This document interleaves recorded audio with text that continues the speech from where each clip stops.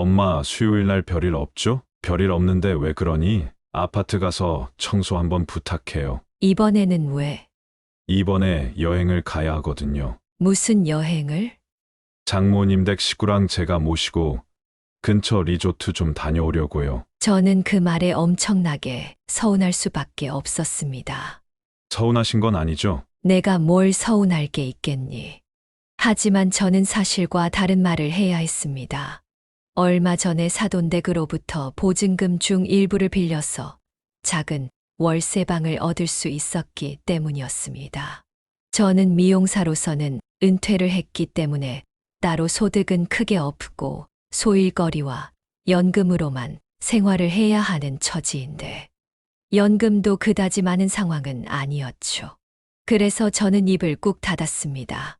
아들이 뭐라 하든 제가 사돈댁에 신세를 진 것이기 때문에 아들이 장모에게 잘하는 게 맞다고 생각을 했기 때문입니다. 안녕하세요. 인생을 바꾸는 관점입니다. 이게 어떻게 된 일일까요? 지금 아들이 어머니에게 장모님 댁 청소를 부탁하고 있는데요. 오늘은 가진 게 없어서 사돈댁 청소와 심부름을 해야 했던 정순자님의 사연입니다. 생각만 해도 화가 나는데요. 다행히 그런 정순자님에게도 기적 같은 일이 일어났다고 합니다. 정순자님은 왜 사돈네 청소를 해야 했는지, 어떻게 아들과 며느리에게 가르침을 주었는지, 도대체 어떤 이유가 있길래 그렇게까지 해야 했는지 오늘 사연 바로 들어보시죠. 안녕하세요. 저는 올해로 67이 된 정순자라고 합니다. 저는 2년 전까지 미용사 일을 하다가 허리가 아파서 은퇴를 했고 지금은 노인 일자리 등을 이따금씩 하고 연금을 받으면서 근근히 살아가고 있습니다. 참으로 힘든 생활이기는 하지만 그럼에도 저는 버틸 수 있었던 이유가 있었습니다. 바로 제게는 금쪽 같은 아들이 하나 있었기 때문이었습니다. 아들이 8살이 되던 해에 남편이 하늘로 떠나고 혈혈단신으로 아들을 키우면서 참 많은 고생을 했었습니다. 그때는 진짜 이를 악물고 생활을 했던 것 같습니다. 정신없이 일만 하느라 세월이 다 지나가기도 했었죠. 그런 저를 보고 주변 사람들은 재혼을 하는 것이 어떻겠냐는 그런 이야기들도 많이 했었습니다. 하지만 저는 아들이 받을 충격이나 그런 것들이 걱정되어 나중에 생각을 해보겠다고 했었죠. 사실 외롭고 힘든 나날이 계속되었기 때문에 이따금 재혼을 할까 생각이 안 났던 것도 아닙니다. 홀로 아이를 키우는 일이 정말 힘들었기 때문입니다. 만약 남편이 있다면 마음적으로 위로를 받을 수 있을 것 같았죠. 하지만 아들은 변화 때문에 그럴 수는 없었어요. 어릴 때 제 아비를 엄청 따랐었고 밝은 성격이었는데 아버지가 하늘로 떠나간 후 과묵한 아이가 되었습니다. 그래서 저는 재혼을 선택하지 않았습니다. 아들이 더 상처를 받을까봐 그랬죠. 그리고 아들의 상처를 보듬고 부족함 없이 잘할 수 있도록 정말 많은 노력을 했었습니다. 그렇게 아들은 무럭무럭 자라서 어느덧 성인이 되었습니다. 여전히 과묵한 아들이 하루는 이런 이야기를 하더군요. 엄마, 제가 결혼할 사람이에요. 갑자기 아들은 자신이 결혼할 사람이라며 며느리감을 데려왔습니다. 아니, 말도 없이 갑자기. 제가 허락받고 연애할 나이는 아니잖아요. 그래도 너무나도 갑작스럽구나. 미리 언질이라도 주었으면 좋았을 텐데. 뭐 어쩌다 보니 그렇게 되었어요. 이해해 주세요. 그래. 일단 알겠다. 상견례 같은 걸 하는 것도 좀 거추장스럽고 밥 한 끼 그냥 하는 걸로 해요. 그래, 알겠다. 그렇게 하자꾸나. 저는 아들이 갑작스럽게 그렇게 말을 해서 참으로 당황을 했습니다. 그리고 아들의 태도가 뭔가 제가 알던 아들은 아닌 것 같다라는 느낌을 받았지만 결혼을 하게 되니 뭔가 변할 수도 있겠다는 생각을 하게 되었죠. 며느리 같은 경우 굉장히 미인이었습니다. 말수가 좀 적은 것을 제외하면 괜찮아 보이기는 했습니다. 저는 그 당시까지만 하더라도 제가 어려워서 그렇구나 생각을 했었죠. 물론 나중에는 그것이 아니라 제가 마음에 안 들어서 그렇다는 것을 알게 되었지만요. 그렇게 며느리, 아들 그리고 사돈과 제가 한자리에 식사를 하게 되었죠. 바깥 장반은 오늘 중요한 모임이 있어서 거기 나갔어요. 예, 이해합니다. 바쁜 일이 있으실 수 있죠. 저는 속으로 상견례와 다를 바 없는 식사 자리인데 아들의 장인이 빠졌다는 것이 좀 아쉬웠습니다. 하지만 그리 신경 쓰지는 않았죠.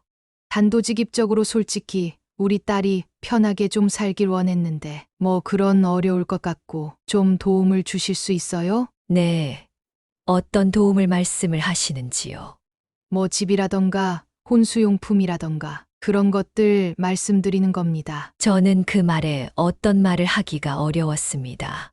사실 지금도 전 월세에 살고 있는 처지이기 때문입니다.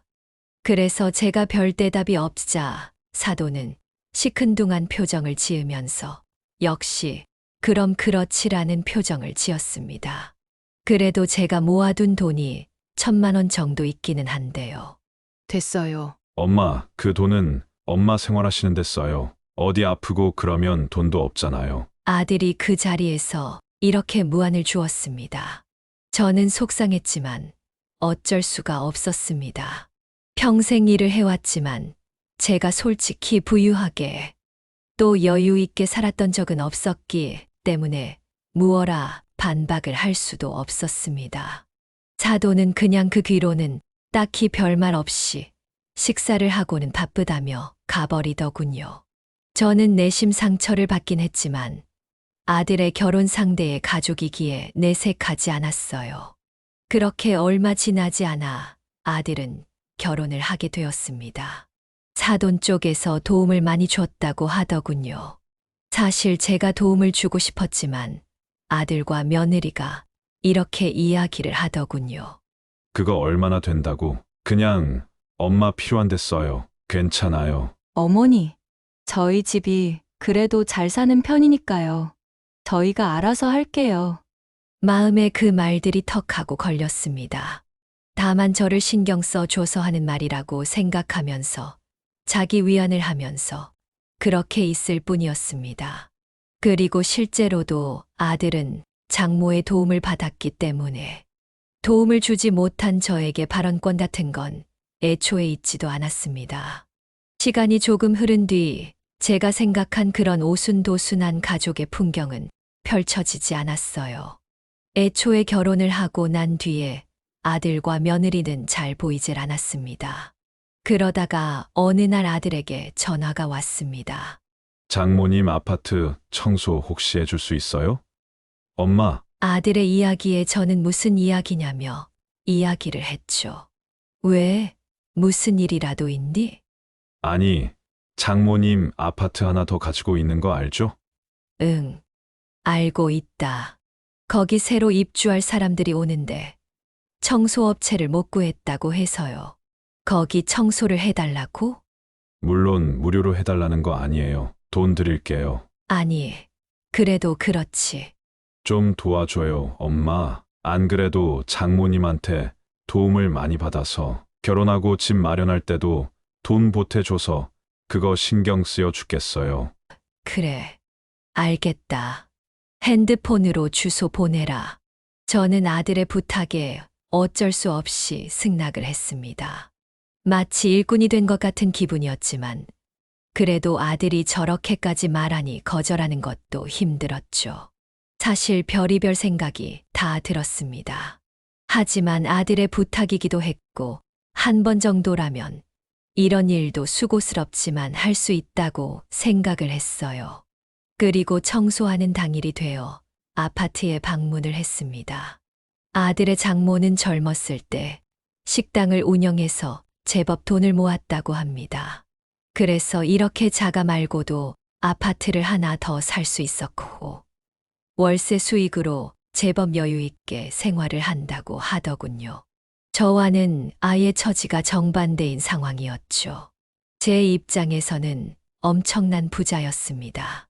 물론 사돈은 그렇게 부자는 아니라면서 손사래를 쳤지만 솔직히 월세를 사는 제 입장에서는 너무 부러울 뿐이었습니다.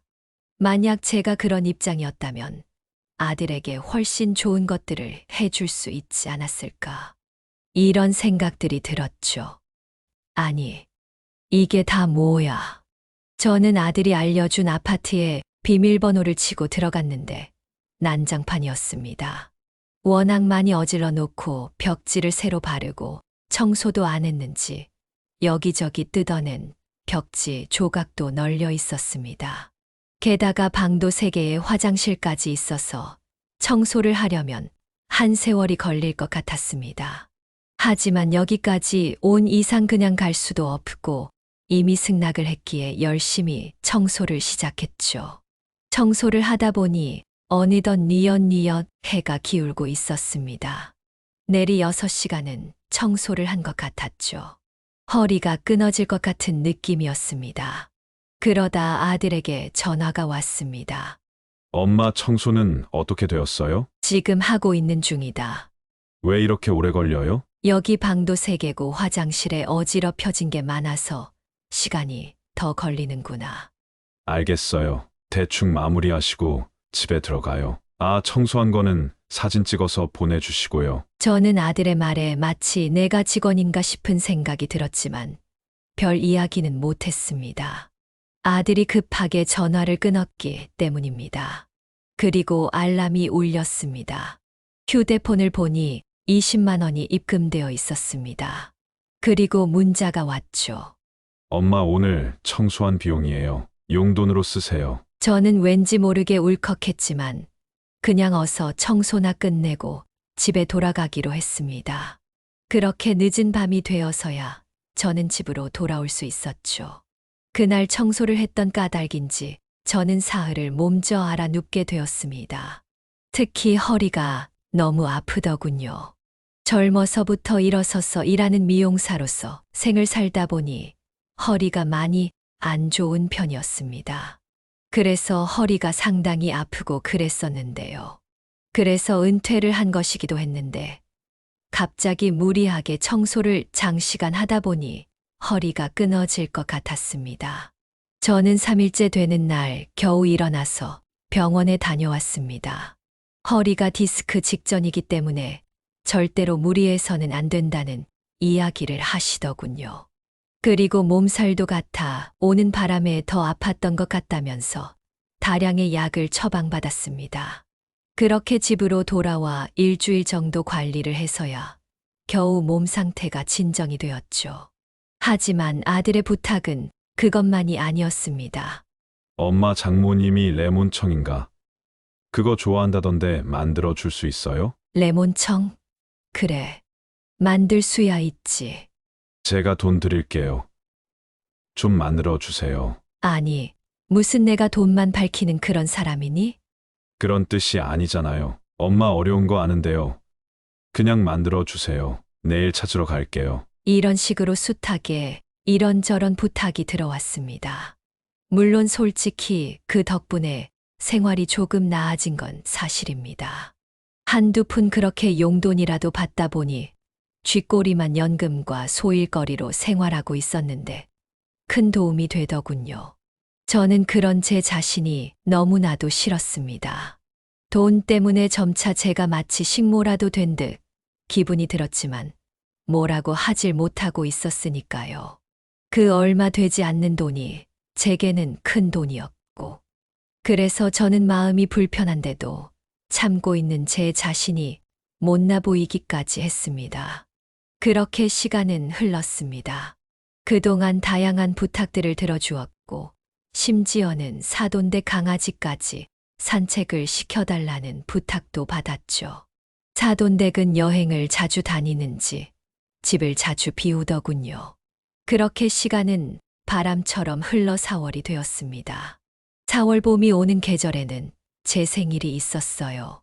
예전에 남편이 늘 꽃을 선물하고는 했었는데 그것도 너무 오래된 기억입니다.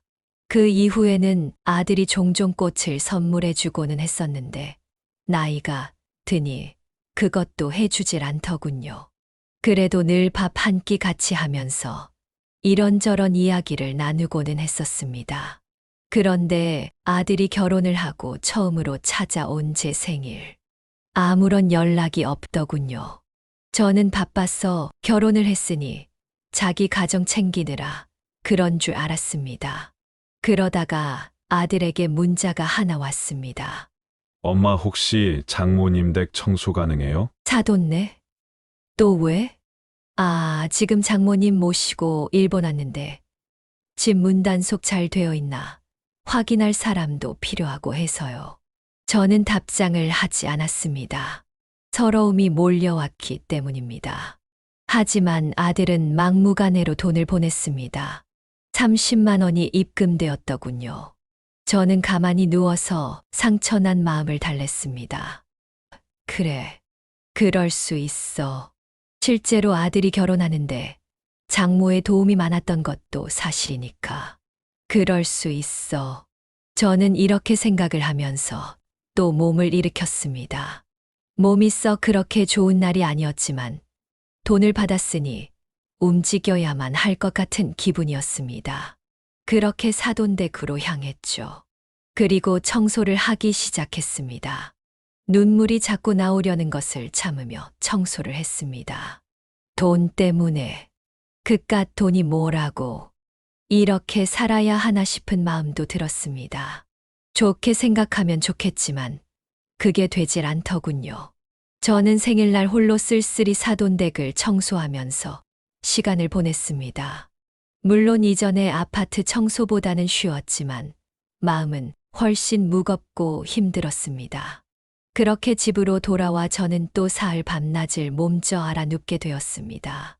이번에는 마음으로 인한 병이었는지 병원에도 가기 싫더군요. 그냥 그렇게 시간이 흐르면 낫겠지. 이런 생각을 하면서 며칠을 보냈습니다. 그리고 며칠이 지났습니다. 아들은 아마 일본에서 돌아왔을 텐데 여전히 연락이 한 통도 없었습니다. 이제는 어떻게 나한테 이럴 수 있나 이런 생각이 들더군요. 어릴 적 애비 없이 자란 자식이란 말을 듣지 않도록 하기 위해서 얼마나 최선을 다했는지 모릅니다. 저 입을 것, 먹을 것은 아끼더라도 아들이 입을 것, 먹을 것은 아낀 적이 없었습니다. 뭘 하든 학교에서 절대로 무시를 받지 않도록 키웠죠. 하지만 지금에 와서 돌이켜보니 아들은 그것에 대한 고마움을 한 번도 표현한 적이 없었습니다. 이럴 때는 떠나간 남편이 정말 많이 떠올랐습니다. 그 사람이 있었다면 제가 이렇게 무시를 당하고 살지는 않지 않았을까. 이런 생각이 절로 났죠. 그렇게 또 며칠이 지났는데 갑자기 전화 한 통이 울렸어요.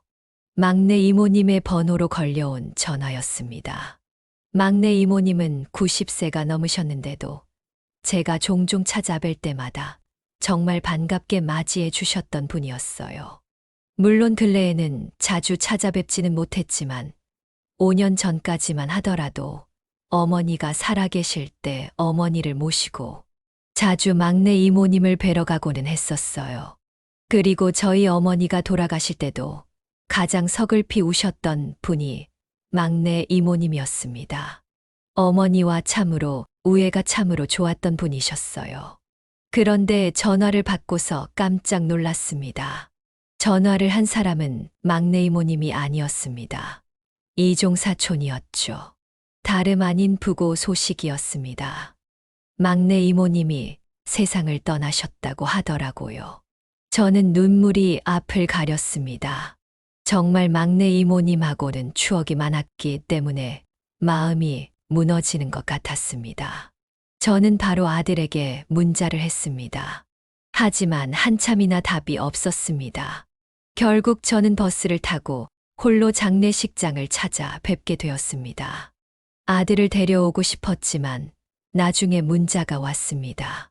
아들은 일이 있다면서 단칼에 거절을 하더군요. 뭐라 입씨름을 하고 싶지는 않았습니다.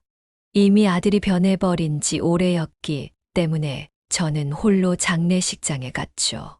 수많은 막내 이모님의 친인척들이 가득했습니다. 그리고 막내 이모님의 아들 이종사촌이 제게 와서 이런 이야기를 하더군요.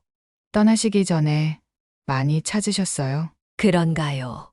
저도 마지막을 함께 지켜드렸어야 했는데 저희가 연락을 못 드려서 죄송합니다. 주무시다가 그냥 돌아가신 거라. 다행이네요. 고통은 없으셨을 것 같아서.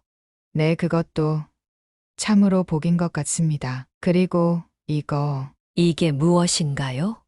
저는 서류 봉투를 내미는 이종사촌을 멀뚱히 바라봤습니다. 어릴 때는 서로 반말을 하고 그랬지만 나이가 들어서는 서로 깎듯이 예의를 차렸던 사이였습니다. 그래서 사적인 이야기를 많이 하지는 않았었죠. 그런데 그가 저를 조용한 곳으로 데려가더니 서류를 내밀어 놀라게 되었어요.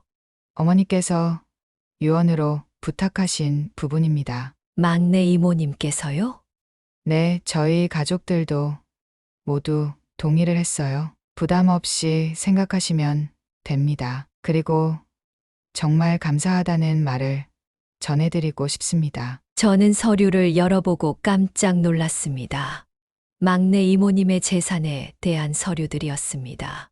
오피스텔 한 채와 예금 2억 정도입니다. 아니, 이게 무슨, 전 받을 수가 없어요. 이렇게 큰 돈을.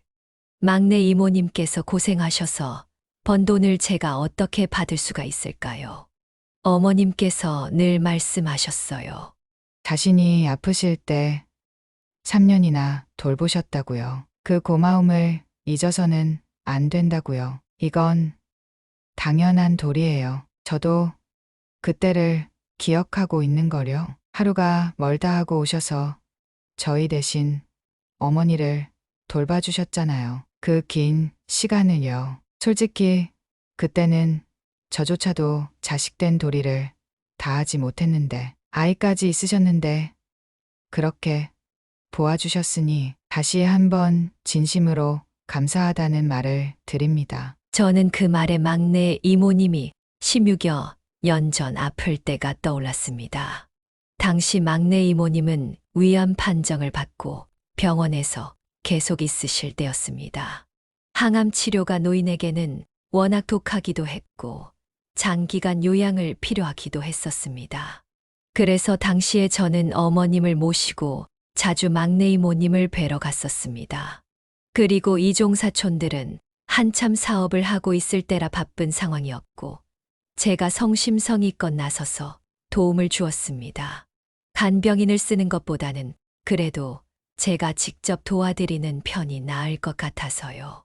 그래서 낮에는 미용실에 있었고 밤에는 막내 이모님이 입원한 병원으로 갔었어요. 사실 주변에서 뭘 그렇게까지 하냐면서 말들이 많기는 했었어요. 그래도 저는 꼬맹이 때를 기억합니다. 막내 이모님이 저를 얼마나 예뻐해 주셨는지를요. 그리고 어머니도 워낙 자신의 동생을 아끼셨기에 저는 어머니와 같이 막내 이모님을 보살피는데 최선을 다했죠. 병원에서는 쉽게 컨디션이 회복되지 않으셔서 1년이나 있으셨지만 저는 막내 이모님을 보살피는 것이 전혀 싫지가 않았습니다. 그런 저를 막내 이모님께서는 참으로 고마워하시기도 하셨고 또 예쁘게 봐주시기도 했습니다. 자신의 회사에 취직하라고도 말씀을 하셨지만 저는 미용이 천직이라며 거부하기도 했었죠. 그 이후로도 막내 이모님은 요양을 위해서 시골로 가시게 되었어요. 그래서 저도 당시에는 시골에서 살았기 때문에 저희 집 근처에 있는 곳에서 사시면 어떠냐고 제안을 드렸습니다. 그러면 제가 자주 얼굴을 비추면서 도움드릴 수도 있을 것 같았기 때문이죠. 막내 이모님은 흔쾌히 승낙을 하셨고 이후 2년 정도를 같은 동네에 살았어요. 그때는 어머니와 저 막내 이모님이 함께 모여서 수다도 떨고 참 동화 같은 그런 시간을 보냈던 것 같아요. 하지만 사업을 하셨던 막내 이모님은 이종사촌들에게만 사업을 맡기는 게 속이 타셨던지 2년 정도 시골 생활을 하시다가 서울로 가셨죠. 그때의 기억이 떠오르자 저는 눈가에 눈물이 맺혔습니다. 저희 집안 사람들 모두가 감사하게 생각하고 있습니다. 하지만 이렇게 큰 돈은 제가 받을 수가 없어요. 괜찮습니다. 아시다시피 저희는 어머니께서 일구신 사업 때문에 크게 성공해서 잘 살고 있다는 거 아시잖아요. 어머니께서 반드시 성의 표시를 하라고 하셨고, 그게 유언 중 하나인 만큼 저희도 꼭 건네야만 합니다. 저는 그 자리에서 펑펑 울었습니다. 막내 이모님에 대한 고마움도 있었고, 평생을 돈 때문에 어렵게 살면서 힘들었던 것들이 북받쳐 올라오는 느낌이었기 때문입니다. 저는 결국 오피스텔과 예금 2억을 받을 수가 있었습니다. 물론 세금도 엄청나더군요. 하지만 그것 또한 이종 사촌이 도와줘서 해결할 수가 있었어요. 그렇게 저는 한순간에 작은 오피스텔 한 채와 2억 원 현금을 가진 사람이 되었어요. 물론 보통은 중산층이라고 부르겠지만 평생을 아끼고 없이 살아온 저로서는 이런 돈은 상상도 못했던 것이기에 세상 부자가 부럽지 않았어요. 저는 조용히 현금과 더불어 은행에서 보증금 전세 대출을 받아서 보금자리를 옮기게 되었어요. 겨우 1.5룸이 되는 방에서 살았던 제 인생에 드디어 집이라고 부를 만한 것이 생기게 되었죠. 아파트를 굳이 사지 않은 이유는 빚을 지고 싶지는 않았기 때문이었어요. 보증금 전세 대출이야 다시 받아 돌려주면 되지만 집을 사려면 또 한참을 갚아야 하니까요. 물론 오피스텔에서 나오는 월세 수익이 있기 때문에 문제는 없겠지만 굳이 이모님이 주신 돈을 그렇게 탕진하고 싶지가 않았어요. 그렇게 저는 이사를 하게 되었죠. 그리고 아들에게 전화를 걸었습니다. 나 이사했다. 이사요. 어디로요? 무슨 돈이 있어서요? 아니면 어디 반지하라고 가신 거예요? 아니, 여기 주소를 보내주마. 너도 알긴 알아야 할 테니. 그렇게 문자를 보내자 아들은 깜짝 놀라서 말을 했습니다. 아니, 여기를 갔다고요? 엄마 뭐 혹시 머리가 아픈 거예요? 무슨 돈이 있다고 여길 가요? 지금 실없이 장난치는 거예요? 내가 장난을 치겠니? 그러면서 저는 단호하게 말했어요. 거짓말 같으면 직접 와보면 알겠구나. 그렇게 저는 당당히 전화를 끊었습니다. 그동안 아들조차도 저를 무시하고 있었기에 참으로 속상했었습니다. 그리고 그깟 10만 원, 20만 원 용돈 받자고 자존심을 다 버려가면서 사돈댁에 식모 노릇을 하고 있었으니 마음이 정말 아팠습니다. 심지어 사돈댁은 저에게 거의 연락도 없었죠. 남남보다 못한 사이였습니다. 가족으로 엮인 사이인데도 불구하고 신분이 나뉘어 있었기 때문입니다. 그날 저녁에 아들과 며느리가 저희 집으로 방문을 했습니다. 그들은 제가 실제로 문을 열고 나타나자 깜짝 놀란 얼굴이 되었습니다. 아니, 여기가 얼마인데 여길 어떻게 오신 거예요? 어머님 이게 도대체 무슨 일이에요? 아들과 며느리는 눈이 휘둥그레지며 물었습니다. 그래서 저는 간단하게 자초지정을 설명했습니다. 그러자 아들과 며느리의 눈이 대번 바뀌는 것이 느껴졌습니다. 그러면 엄마 오피스텔 수익은 얼만데요? 어머님 그 오피스텔을 담보로 여기로 들어오신 거죠? 그들의 이야기에 저는 그냥 별말을 하지 않았습니다. 자세히 뭔가 이야기를 해줄 필요성도 느끼지 못했고 태도가 바뀌는 그들을 보면서 기가 막혔기 때문입니다. 너희들은 내가 뭐로 보이니? 제가 질문을 하자 둘은 어리둥절한 표정을 지었습니다. 나는 너희 시어머니고 너희 어머니다. 제가 말하자 아들과 며느리는 어색하게 웃으면서 말했죠. 당연한 걸 어머니도 참. 뭔 이야기가 하고 싶은 거예요? 이거 우리 좀 잘 이용할 방법 생각해 보면 안 돼요? 오피스텔 팔고 여기 전세 계약 2년일 테니까 그거 끝나고 돈 합쳐서 뭐 하나 하면 좋을 것 같은데. 아들은 눈이 희번뜩해지면서 이런저런 이야기를 늘어놓기 시작했습니다. 회사에 다니면서 솔직히 이렇게 해서는 돈 못 모으겠다 싶었거든요. 그런데 지금 오피스텔 그것도 엄청날 텐데 이거 잘하면 우리 가게나 이런 사업하면 딱 좋을 것 같은데요. 아들이 말하자 며느리도 맞장구를 치기 시작했어요.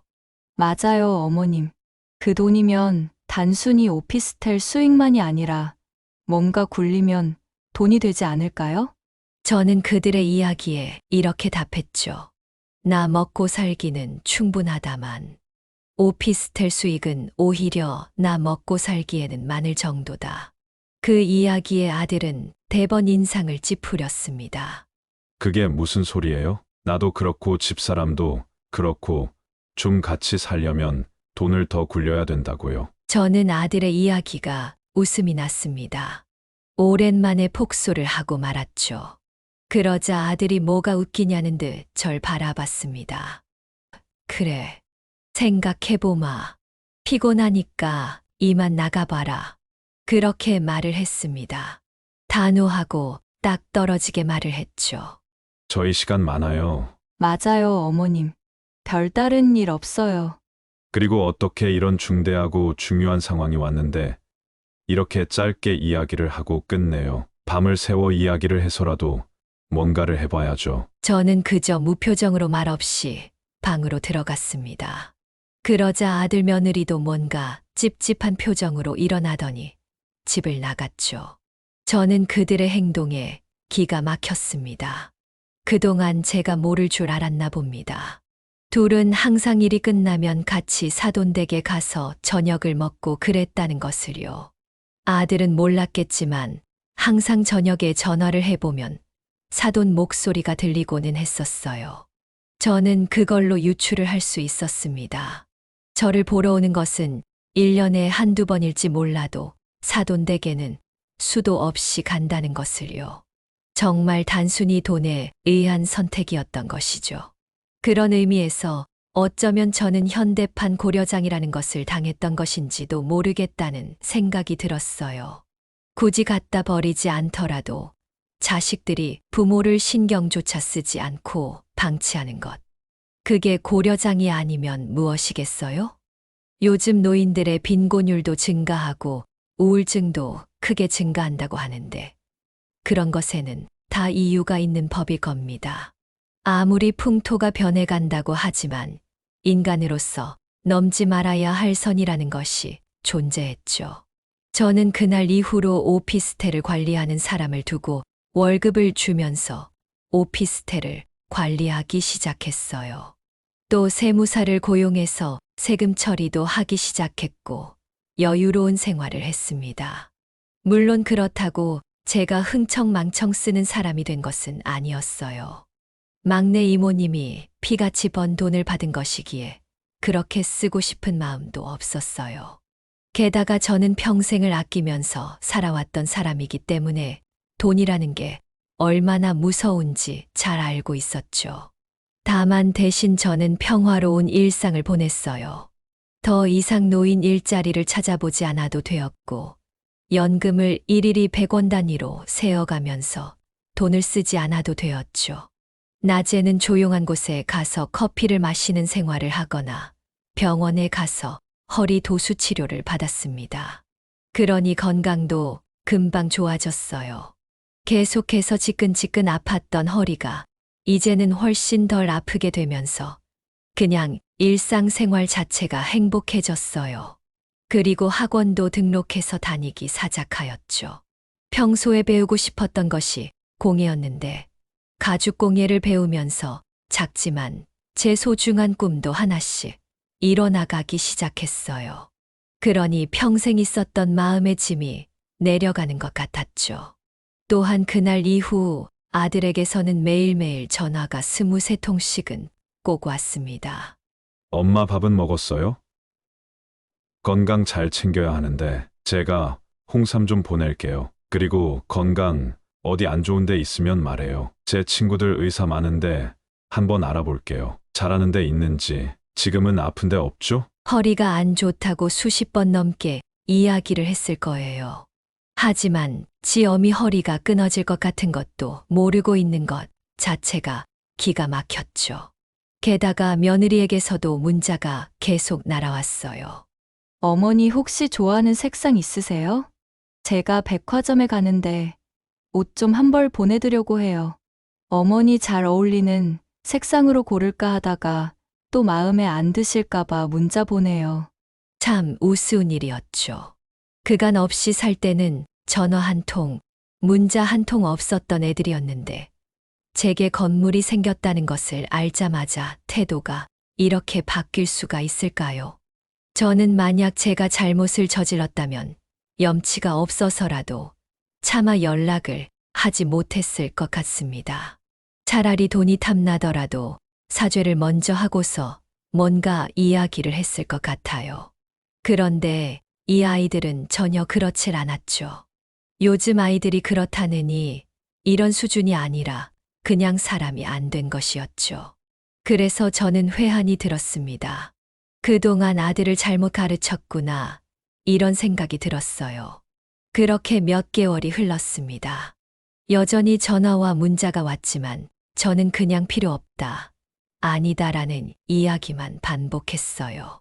이제는 필요한 것은 제가 살 수 있고 챙길 수 있으니까요. 게다가 계속 이런 식으로 가다가는 정말 이들에게 말리겠다 싶었습니다. 그동안 당했던 서름을 아들과 며느리의 가면 연기에 저도 모르게 속아 넘어갈지도 모른다는 생각을 했죠. 그러다가 아들에게 전화가 또 왔습니다. 또 비슷한 이야기였어요. 엄마 진짜 뭐 필요한 거 없어요? 보내준다니까요? 없다. 지금 뭐가 필요하겠니? 내가 다 살 수가 있는데. 그건 그렇지만 일단 알겠어요. 뭔가 생각나면 말해요. 그렇게 아들이 통화를 끝내려고 했습니다. 그런데 휴대폰이 꺼지질 않았습니다. 아들이 통화를 끊었는 줄 알았던 모양입니다. 그리고 바스락거리는 소리가 나면서 주머니에 핸드폰이 들어간 것 같았죠. 그런데 그 다음에 대화 소리가 선명하진 않았지만 알아들을 수 있을 정도는 들려왔습니다. 엄마가 완전히 거리를 두는데? 그러니까 평소에 좀 잘하지 그랬어. 나만 잘해야 해.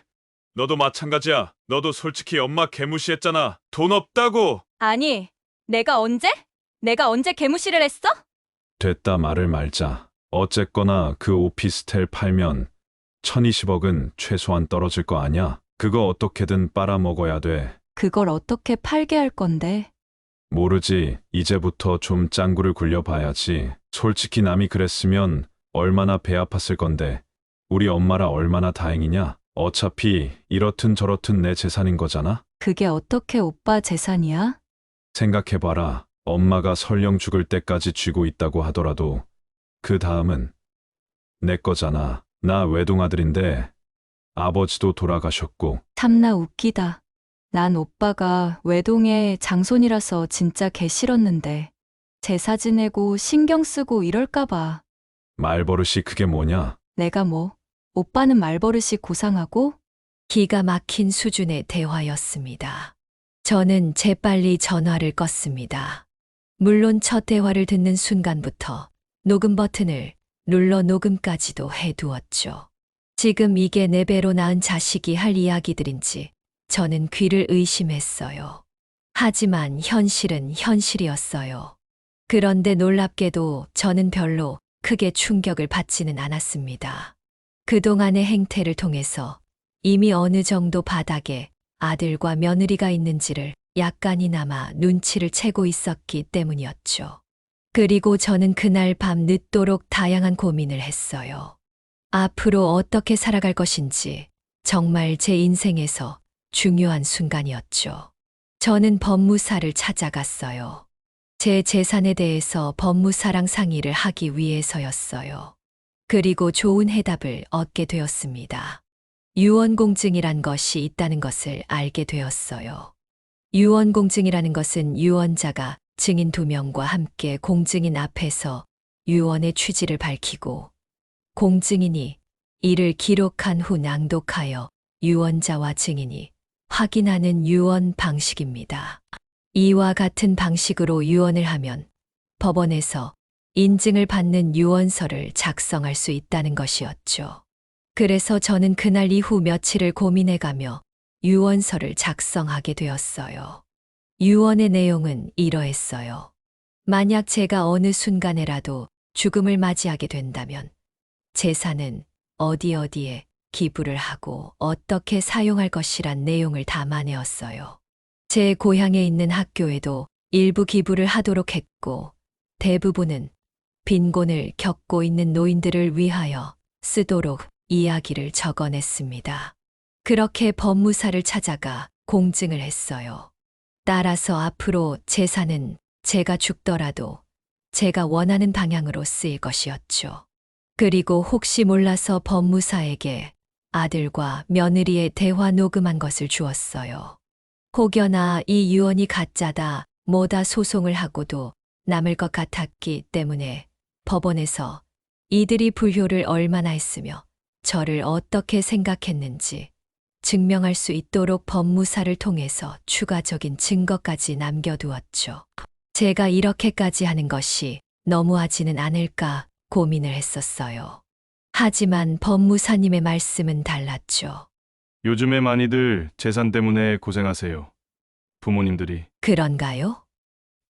네, 워낙 속된 말로 불효자식들이 많다 보니까 부모를 상대로 소송을 내는 놈들도 있어요. 저는 그런 사람들 일은 절대로 받아주질 않습니다. 이렇게까지 이야기를 할 정도니 세상이 참 흉흉해졌다는 생각이 들었죠.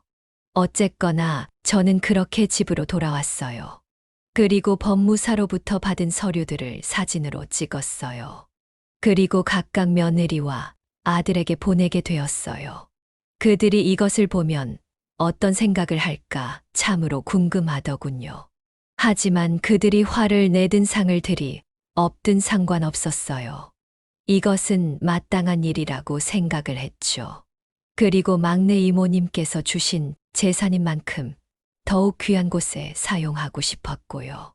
물론 아들이 만약 정말 조금이라도 정상적이었고 제게 돈이 아니라 마음 그 자체로 절 생각해주는 그런 아들이었다면 절대로 무시를 못했을 겁니다.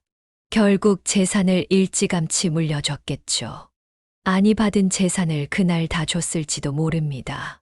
그 정도로 저는 과거에 아들을 사랑했고 아꼈기 때문이죠. 하지만 아들은 그런 사람이 아니었어요. 며느리도 마찬가지였죠.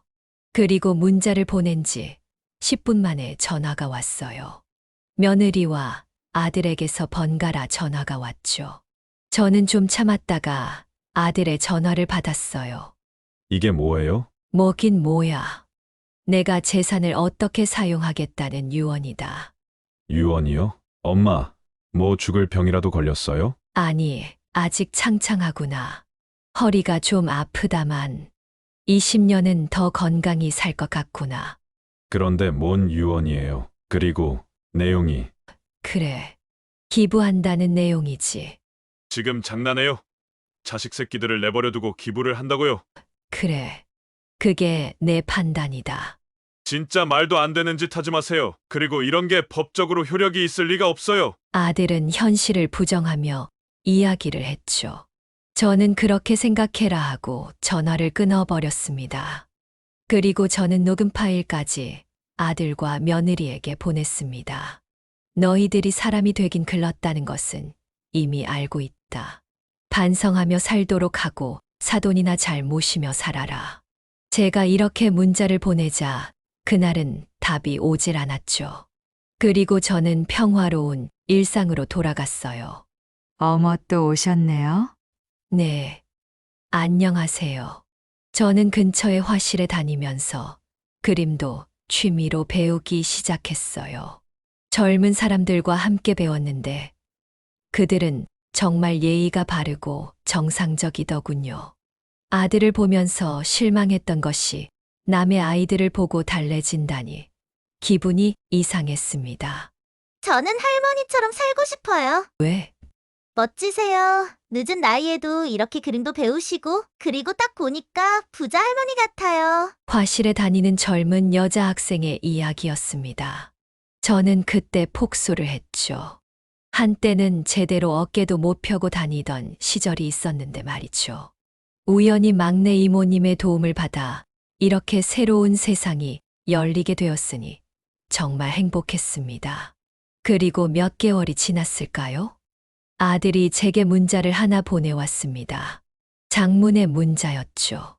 엄마, 나 지금 이혼하러 가는 길이에요. 진짜 나 얘랑은 못 살겠어요. 그동안 제가 걔네 집에서 알랑방귀를 뀌어가면서 얼마나 굽실거렸는데.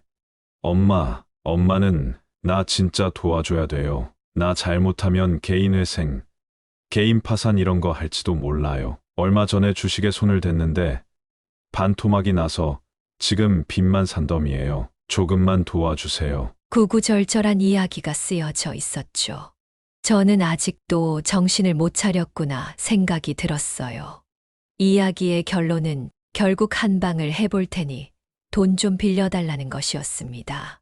개인회생에 대한 이야기도 기가 막혔습니다.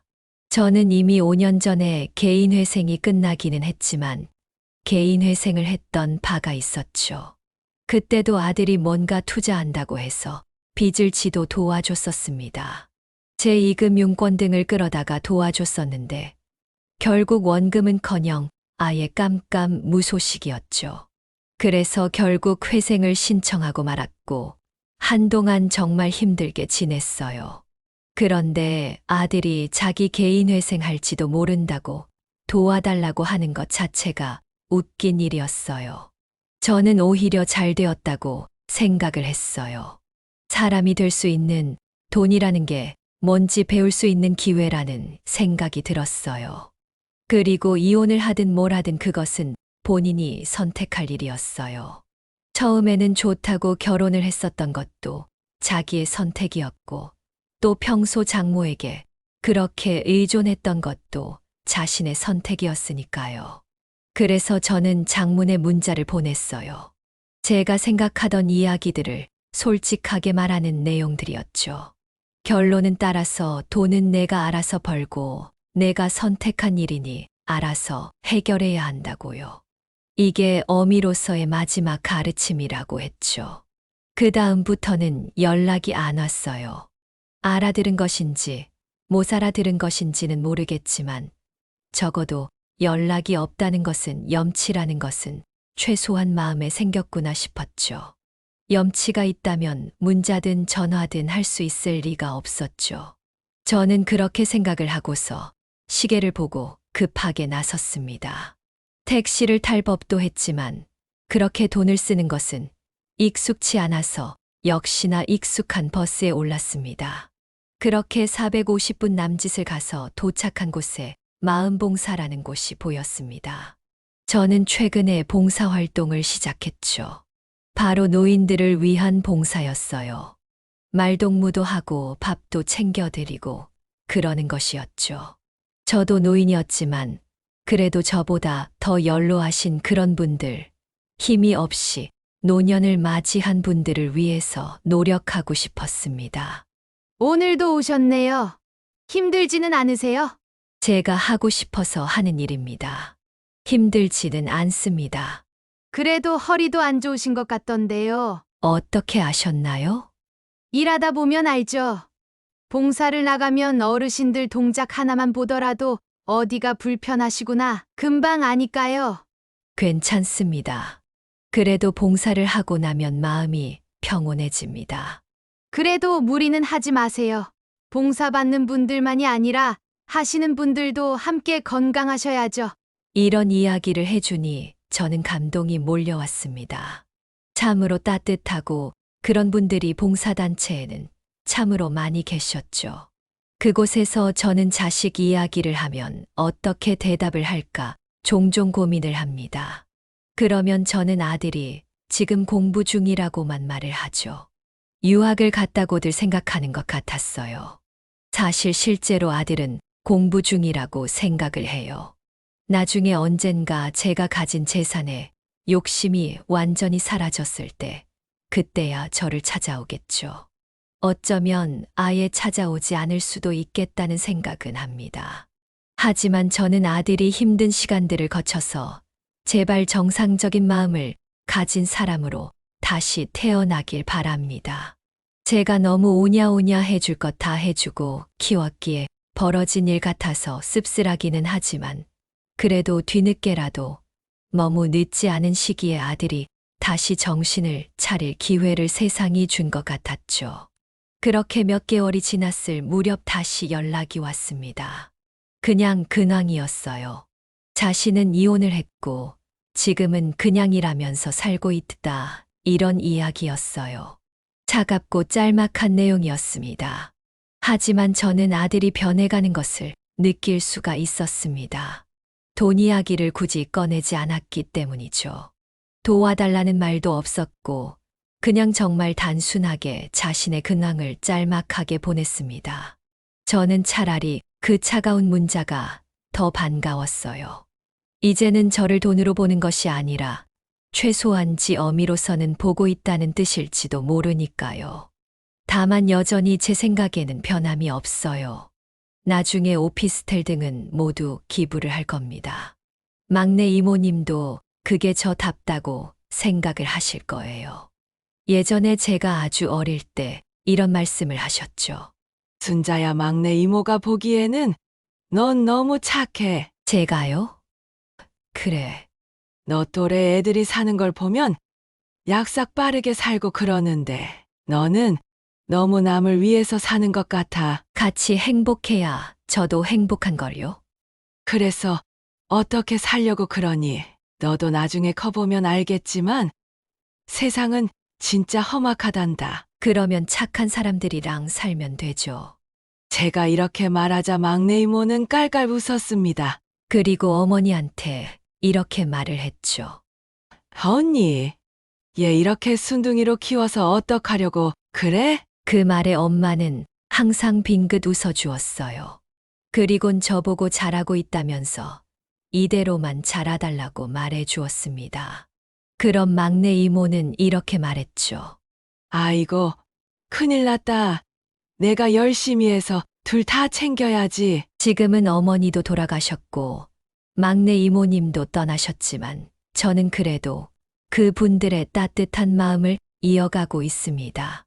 여기까지 제 길고 긴 사연을 이야기해 보았습니다. 이 이야기를 들으시는 여러분들은 저의 이야기, 생각에 대해서 어떻게 생각하실까요? 다 큰 자식을 버리다시피 제가 연을 끊어놓은 것이 잘한 일인지 모르겠다는 생각도 솔직히 종종 듭니다. 하지만 후회는 없어요. 냉정히 본다면 제 판단이 맞다고 생각하기 때문입니다. 이 글을 들으시는 여러분들의 가정에는 평화가 가득하길 바라며 늘 건강하시고 다가오는 봄 같은 그런 하루하루가 되시길 바랍니다. 네, 오늘 이야기는 어떠셨나요? 오늘 이야기를 듣고 어떻게 생각하시는지 어머님, 아버님의 생각을 댓글로 공유해주세요. 저는 또 다른 사연으로 찾아뵙겠습니다. 좋아요, 구독, 알람 설정을 통해 앞으로도 따뜻한 정을 나눌 수 있게 함께 해주세요. 어머님, 아버님의 삶의 지혜와 경험을 나눌 수 있는 통로가 되겠습니다. 오늘도 인생을 바꾸는 관점을 통해 사연을 들어주셔서 감사합니다. 안녕하세요. 인생을 바꾸는 관점입니다. 오늘은 정말 특이한 사연을 들고 왔는데요. 며느리의 시댁 제사를 대신 지내주었지만 어느새 그 고마움을 잊어버린 아들과 며느리에게 인생의 가르침을 준 임성주님의 사연입니다. 임성주님은 왜 시댁 제사를 대신 지내주었을까요? 아들과 며느리에게 어떻게 인생의 가르침을 주셨을까요? 어떤 이야기일지 지금 바로 들어보시죠. 안녕하세요. 저는 70대 중반에 접어든 임성주라고 합니다. 참, 살다 제가 이런 글을 쓰는 날이 다 오네요. 항상 다른 사람들의 사연을 듣고 공감하거나 속에서 열불을 내던 저였는데 말이죠. 평생 다른 사람에게 제 이야기 한 번 제대로 해보지 못한 제가 이렇게 사연을 보내게 된 건 지난 30년 동안 제가 꾹 참고 버텨왔던 것에서 이제야 비로소 벗어날 수 있게 됐기 때문입니다. 많은 분들에게 제 기쁨을 들려드리고 싶어 사연을 써봅니다. 지금부터 시작해 볼게요. 저희 집은 명절 아침 그리고 특정한 날만 되면 새벽부터 부엌에 기름이 튀는 소리와 칼질 소리가 울려 퍼지곤 했습니다. 저는 익숙한 손길로 나무를 다듬고 묵직한 무쇠팬에 전을 붙이곤 했죠. 모락모락 피어오르는 음식 냄새가 부엌을 가득 채웠고 볼을 타고 흐르는 땀을 닦아내며 한숨을 내쉬었습니다. 저는 아들 하나와 며느리를 두고 있었지만 명절 차례상 그리고 제사 준비를 하는 건 항상 저희 몫이었어요. 언제부터였을까요? 명절이 오면 온 가족이 함께 준비하던 제사가 어느 순간부터 자연스럽게 저 혼자 감당해야 하는 일이 되어버린 것이. 이 일의 기원은 30년 전으로 거슬러 올라갑니다. 저는 남편과 일찍이 사별을 했습니다. 항상 다정하고 따뜻했던 남편은 별안간 갑작스러운 교통사고로 이내 30대의 나이에 요절을 해버렸고 시부모님이 돌아가시기 전까지 쭉 남편의 제사를 도맡아 지내왔습니다. 아내가 세상을 떠난 남편의 제사상을 차리는 것, 그것만큼 비참한 일은 없었지만 그때는 그게 참 당연한 일이라고 생각했어요. 남편이 세상을 떠나면 며느리와 시부모님은 자연스럽게 인연이 멀어진다고들 하잖아요. 하지만 시부모님은 돌아가시기 전까지 꾸준히 저희 집에 방문을 하셨습니다. 이유는 딱 하나였어요. 제가 다른 사람을 만나는지, 만나지 않는지, 아들은 아프지 않고 잘 지내는지 감시를 하기 위해서였죠. 그래도 시부모님이 돌아가시고 아들이 성인이 되고 나서부터는 조금 숨통이 트이기 시작한 것 같습니다. 아들은 고생만 하고 지낸 저를 보면서 본인이 잘하겠다고 매일같이 이야기를 하더군요. 어머니, 제가 얼른 좋은 사람 만나서 어머니께 제대로 효도할게요. 어머니 모시고 여행도 자주 다니고 어머니께 용돈도 두둑하게 드리고 그동안 고생하신 만큼 제가 전부 보답해 드릴게요. 아이고 됐어 뭘. 그냥 아픈 곳 없이 건강하기만 하면 됐지. 그래도 말이라도 참 고맙네. 힘들게 아들 다 키워놓은 보람이 있어. 빈말이라도 제게 이렇게 이야기를 해주는 아들이 어찌나 기특하던지. 그렇게 아들은 직장 생활을 하다가 참한 여자를 만나 결혼을 하게 됐습니다. 처음 며느리를 봤을 때 며느리는 참 착하고 순한 사람이었어요. 집안일이며 어른을 대하는 것이며 모든 것이 서툴렀지만 성실하고 상냥한 아이였지요. 하지만 며느리에겐 아주 큰 고민이 하나 있었습니다. 바깥사돈께서는 오랜 투병 끝에 일찍이 세상을 떠나셨고 안사돈마저 위암 말기로 병상에 누워 있었어요. 게다가 친정 형편도 그렇게 넉넉한 편이 아니었습니다. 그래서 결혼식을 할 때도 신부 혼주석에는 안사돈을 대신해 친척 어른께서 대신 자리를 채워주셨습니다. 충분히 속상한 기색을 보일 법도 한데 표정 하나 바뀌지 않고 항상 밝게 행동을 하는 며느리가 안쓰러워 보이기도 하고 한편으로는 기특하게 느껴지기도 했습니다. 그런데 어느 날 갑자기 곤란한 기색을 보이더니 제게 이렇게 물어보는 겁니다. 어머님, 제사 음식 많이 만들어 보셨어요? 제사 음식, 당연하지. 윤성이 아빠가 세상을 좀 일찍 떠나는 바람에 젊었을 때부터 지금까지 쭉 제사상을 차렸어. 그런데 제사 음식은 왜? 사실 아버지가 돌아가신 이후로 어머니 혼자 제사 음식을 만드셨는데 이제는 몸도 성치 않으시고 건너뛰자니 그냥 마음 한켠이 찝찝해서 어떻게든 제가 도와드리고 싶은데 음식을 만든다는 것 자체가 쉽지가 않아서요. 그렇다고 시장에서 사서 대충 올리는 건 너무 성의가 없을 것 같고 고민이 많아요. 며느리는 밝은 표정으로 아무렇지 않게 제게 말을 했지만 그 말 속에는 깊은 걱정과 무거운 책임감이 묻어 있었습니다. 저는 그런 며느리를 바라보며 마음 한켠이 짠해졌습니다. 친정엄마를 어떻게든 도와주겠다는 며느리의 효심과 착한 마음을 알기에 저는 흔쾌히 며느리를 도와주기로 결심했습니다. 그래, 바깥사돈 기일이 언제니? 당장 일주일 뒤에요, 어머님. 그럼 내가 제사 음식 만드는 거 도와주마.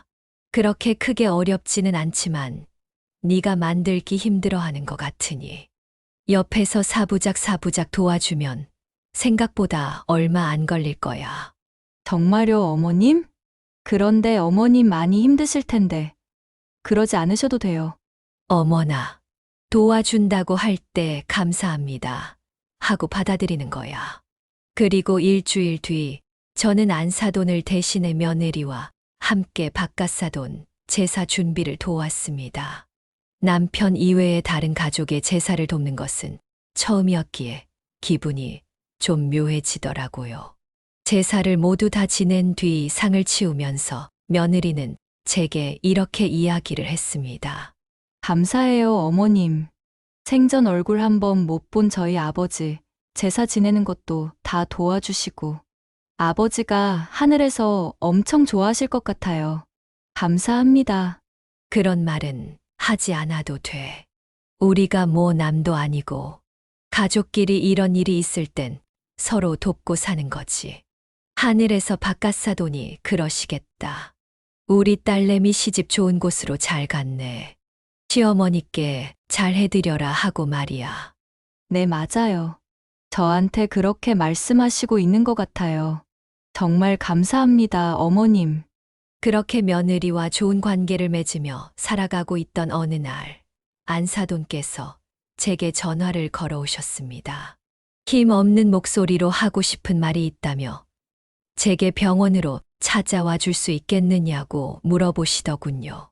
저는 그 목소리를 듣고 곧장 병원으로 향했습니다. 병실 문을 여니 잔뜩 야윈 채 산소호흡기를 끼고서 힘겹게 숨을 내쉬고 있는 안사돈을 볼 수 있었습니다. 퀭한 눈가와 마른 손끝이 오랜 투병의 흔적을 말해주고 있었습니다. 안사돈께서는 제게 힘겹게 손을 뻗으며 떨리는 목소리로 이렇게 말씀하셨어요.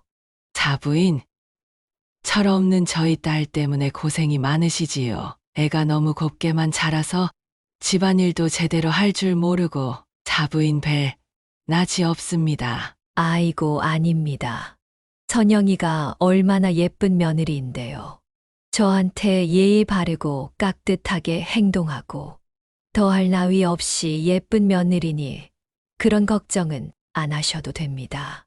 제가 그런 딸내미를 두고 눈을 감을 수 없어서 여태까지 항암 치료도 열심히 받고 버텨왔는데 이제는 더 이상할 수 있는 치료도 없다고 하네요. 암세포가 위뿐 아니라 간, 신장까지 전이가 됐다고 해요. 이젠 떠날 날만 새고 있게 생겼습니다. 그래서 말인데 사부인 제가 부탁 하나만 드려도 될지요? 네, 말씀만 하세요. 뭐든 들어드릴 테니. 선영이가 시집을 갔어도 제 아빠 제사는 꼭 지내고 싶어 해서요. 제가 여건이 된다면 옆에서 어떻게든 도와주겠지만 그럴 수 있는 상황이 아니어서 만약 제가 세상을 떠나게 된다면 염치 없지만 저희 남편 제사를 좀 같이 지내주실 수 있을까 싶어서요. 저희 제사는 필요 없습니다. 저희 남편만 지내줬으면 좋겠어요. 억울하게 사고로 세상을 떠난 사람이라 부탁드립니다, 사부인. 제가 부탁드릴 사람이 사부인밖에 없네요. 저희는 다들 있는 친척도 없어서 말이에요. 그 말을 들은 저는 솔직히 많이 당황스러웠습니다. 해마다 돌아오는 명절과 남편의 제사만으로도 충분히 정신이 없는데 바깥사돈 제사까지 맡아서 해야 한다는 것이 쉽지 않을 거라는 것을 알았기에 흔쾌히 고개를 끄덕일 수가 없었죠. 하지만 안사돈의 마지막 부탁을 외면할 수 없어 결국 그 부탁을 승낙했습니다. 그리고 안사돈께서는 그 말을 남긴 지 3일도 채 지나지 않아 세상을 떠나셨어요. 처음에는 그렇게 크게 도움을 주는 건 아니었습니다. 며느리가 제사를 준비할 수 있도록 음식 몇 가지를 더 준비해 주는 정도였지요. 그런데 시간이 지나면서 저희 역할은 점점 커졌습니다. 며느리는 제사를 홀로 준비해야 된다는 부담이 덜어지니 자연스럽게 저에게 의지하기 시작했고, 그것은 곧 당연한 것이 되어버렸습니다. 쉽게 말하면 작은 호의로 시작한 것이 권리가 되어버린 것이었지요. 어머님 덕분에 아버지 제사를 편하게 지낼 수 있는 것 같아요. 저 혼자였다면 정말 한 해만 지내고 바로 절에다가 맡겼을 텐데. 감사해요, 어머님. 감사하긴 뭘. 그냥 좋은 게 좋은 거라고 내가 할 수 있는 만큼 해주는 거지. 안사돈이 마지막으로 나한테 부탁하고 가신 거기도 하고. 그래도요. 이게 쉬운 일이 아니라는 건 저도 알고, 어머님도 알고 다 아는 사실이잖아요. 이걸 꾸준히 도와주신다는 게 감사한 거죠, 저는. 어머님 없었음 아무것도 못했을 거예요. 며느리는 늘 이렇게 말하며 제게 감사를 표하곤 했습니다. 처음에는 그 말이 고맙게 느껴졌습니다. 하지만 시간이 흐를수록 그 말은 책임을 저에게 떠넘기는 의미로 들려오기 시작했어요. 아들도 처음 한두 번 바깥사돈의 제사를 도울 땐 제게 이렇게 이야기를 했습니다. 어머니, 정말 감사해요. 제가 나중에 몇 배로 다 돌려드리겠습니다. 그때까지만 해도 아들과 며느리의 눈빛은 제게 고마움으로 가득 들어차 있었습니다. 어미가 되어서 자식과 며느리에게 보답을 바라겠냐마는, 그래도 나한테 나중에 무슨 일이 생기게 되면 얘네가 나한테 잘하겠지 하는 생각을 가지고는 있었어요. 하지만 세월이 흐르면서 아들과 며느리가 제게 보여줬던 고마움과 존경은 점점 희미해졌습니다. 처음 몇 해 동안은 명절이나 제사 때마다 음식을 나르는 것이라도 도왔고 제사 준비를 거들던 아들이었습니다. 그러나 회사에서 승진을 하면서부터 점점 바빠진다는 이유로 그 어떤 것에도 손을 대지 않았습니다. 명절 제사는 물론이고 일반적으로 집안일을 하는 것조차 거들지 않았죠. 분가하지 않고 한 집에 살고 있었으면서도 바쁘다는 이유, 야근을 하고 들어왔다는 이유 등으로 어떤 것도 하지 않으려고 했어요. 그건 아들뿐 아니라 며느리도 마찬가지였습니다. 그렇게 한두 번 슬쩍 발을 빼는 것 같더니 나중에는 평상시에조차 얼굴을 보기 어려워졌습니다. 전화로만 형식적인 인사를 건넸고 저녁 늦게야 얼굴을 비추는 일이 잦아졌어요. 일주일에 5번 정도는 넓은 식탁에서 저 혼자 식사를 하곤 했고, 주말에도 저들끼리 데이트를 간다, 특근을 한다는 이유로 집을 비우는 날이 일상이 되어버렸습니다. 너희 밥은 제대로 챙겨 먹고 다니는 거니? 아무리 바빠도 집에서 식사 한 끼 정도는 할 수 있잖아. 그러다 몸 버리겠다. 회사에서 제대로 챙겨 먹고 있어요. 집에서 밥도 못 챙겨 먹을 정도로 너무 바쁘고 정신이 없네요, 어머니. 죄송해요. 아들은 제게 미안해하는 기색도 없이 귀찮다는 듯 죄송하다는 이야기를 하곤 했습니다. 그리고 아들과 며느리는 어느 순간부터 고맙습니다라는 말도 하지 않게 되었습니다. 바깥사돈의 제사, 그리고 남편의 제사 때도 저 혼자 상을 차리고 저 혼자 제를 지내고, 아들과 며느리는 뒤늦게서야 늦적거리면서 귀가를 하고 차려진 밥을 먹고 뒷정리까지 저 혼자 다 하는 그런 상황은 언제부턴가 당연한 것처럼 자리를 잡게 됐어요. 그래서 어느 날은 며느리를 붙잡고 이렇게 이야기를 했습니다. 아가, 내가 어지간하면 이야기를 안 하려고 했는데 시아버지 제사는 몰라도 바깥사돈 제사에는 참석을 하는 게 좋지 않을까. 내가 힘들어서 이렇게 이야기를 하는 게 아니라 그래도 너희 아버지 제사인데 계속 이렇게 빠지는 게 썩 보기 좋지만은 않구나. 어머님께서 워낙에 혼자 준비를 잘 해주셔서 저랑 남편이 참석을 안 해도 별말 없으셔가지고 크게 신경을 안 쓰고 있었어요. 죄송해요, 어머님. 그런데 저희 둘 올해 승진 가능성 있는 해라서 최대한 업무에만 집중을 해야 해요. 올해만 지나면 내년부터는 최대한 제가 할 수 있는 만큼 도와드릴 테니까 너무 서운해하지 마세요. 처음에는 신경을 많이 써주던 아들과 며느리가 눈 하나 깜짝 않고 이렇게 말을 하니 할 말이 없더군요. 그냥 그렇게 저는 시댁과 처가의 제사를 혼자서 준비하는 것이 당연한 일이 되어버리고 말았습니다.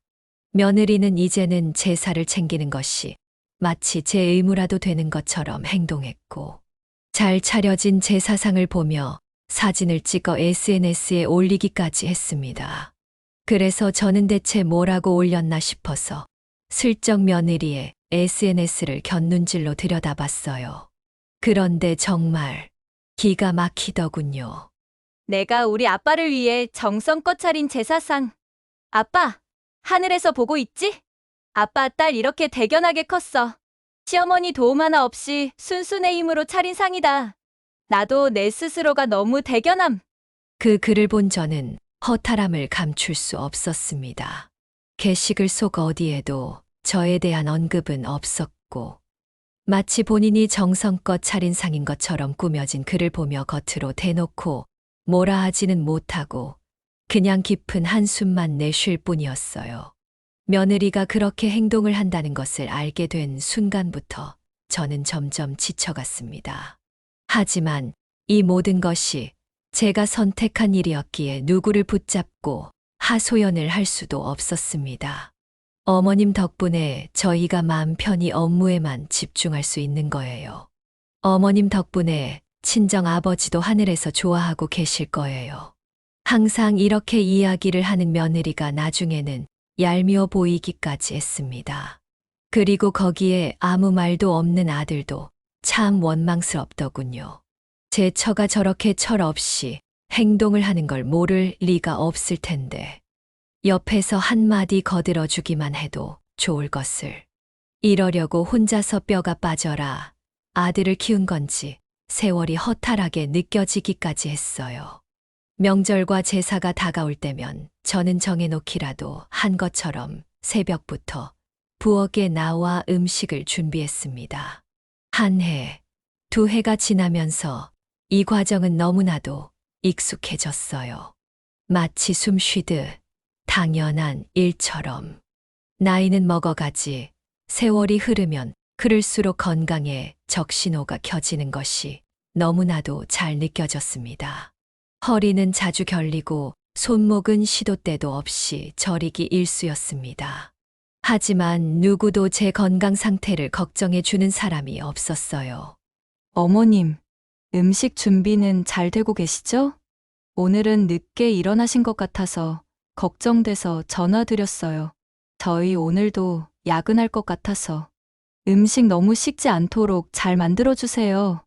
명절과 바깥사돈의 제사 전날 며느리에게 걸려오는 전화의 멘트는 늘 똑같았습니다. 도움이 필요하냐는 말 한마디 없이 너무나 당연한 듯 음식은 준비가 잘 되고 있느냐, 오늘은 야근을 하니 명절 음식이 식지 않게 해달라는 것이었죠. 그러면 저는 짧은 한숨을 내쉬며 알겠다는 대답만 할 뿐이었고, 저의 대답을 들은 며느리는 웃으며 이렇게 대답했습니다. 그래도 어머님 덕분에 매년 편하게 제사상을 차릴 수 있어서 너무 좋아요. 다른 집은 그냥 음식 사서 대충 지내고 만다던데 항상 어머님 정성에 감사하고 있는 거 아시죠? 감사하다는 말은 들었지만 그 말 속에 진정한 감사의 의미는 없다는 것을 알았습니다. 고맙다면서도 언제나 모든 준비는 제 몫이었으니까요. 명절 차례상도 제사상도 그리고 평소에도 다를 바 없었습니다. 아들도 다를 바 없었죠. 그렇다고 용돈을 넉넉하게 쥐어주는 것도 아니었습니다. 언제 한 번은 장을 보게 용돈을 좀 달라고 이야기를 한 적이 있었는데 아들도 며느리도 둘 다 대놓고 얼굴을 구기면서 제게 이렇게 말을 하는 겁니다.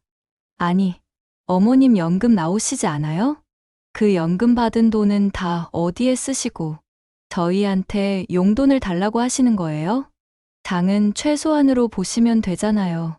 제 식구 사는데 굳이 많이 살 필요도 없고요. 저희도 요즘 많이 힘들어요. 대놓고 무안을 주는 며느리 때문에 저는 아무런 말도 할 수가 없었습니다. 단돈 5만 원이라도 줬으면 좋았을 걸. 뭐 그렇게 돈이 아까워서 저러는지 이해를 할 수가 없었죠. 이렇게 죄를 지는 저녁이면 며느리는 피곤하다며 거실 소파에 드러누워 휴대폰을 보기 바빴고 아들은 오늘도 너무 잘 먹었어요. 어머니라는 짧은 말 한마디를 남긴 채 방으로 들어갔습니다. 차려진 상을 치우지도 하다못해 제기를 닦고 병풍을 정리하지도 않은 채로 말이죠.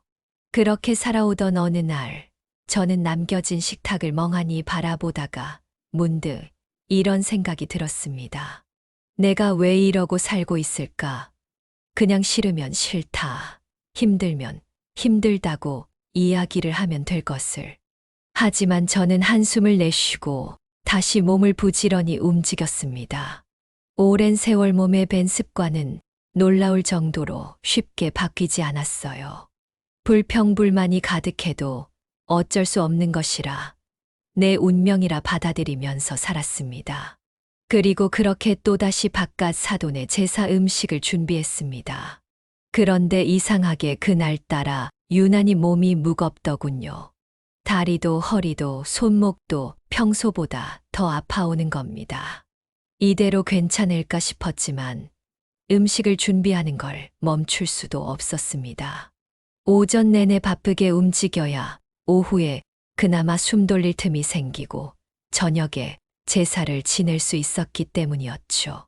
하지만 저는 그날 결국 사단이 나고 말았습니다. 하늘이 뱅글뱅글 도는 것 같더니 이내 정신이 아득해지는 것이 느껴졌어요.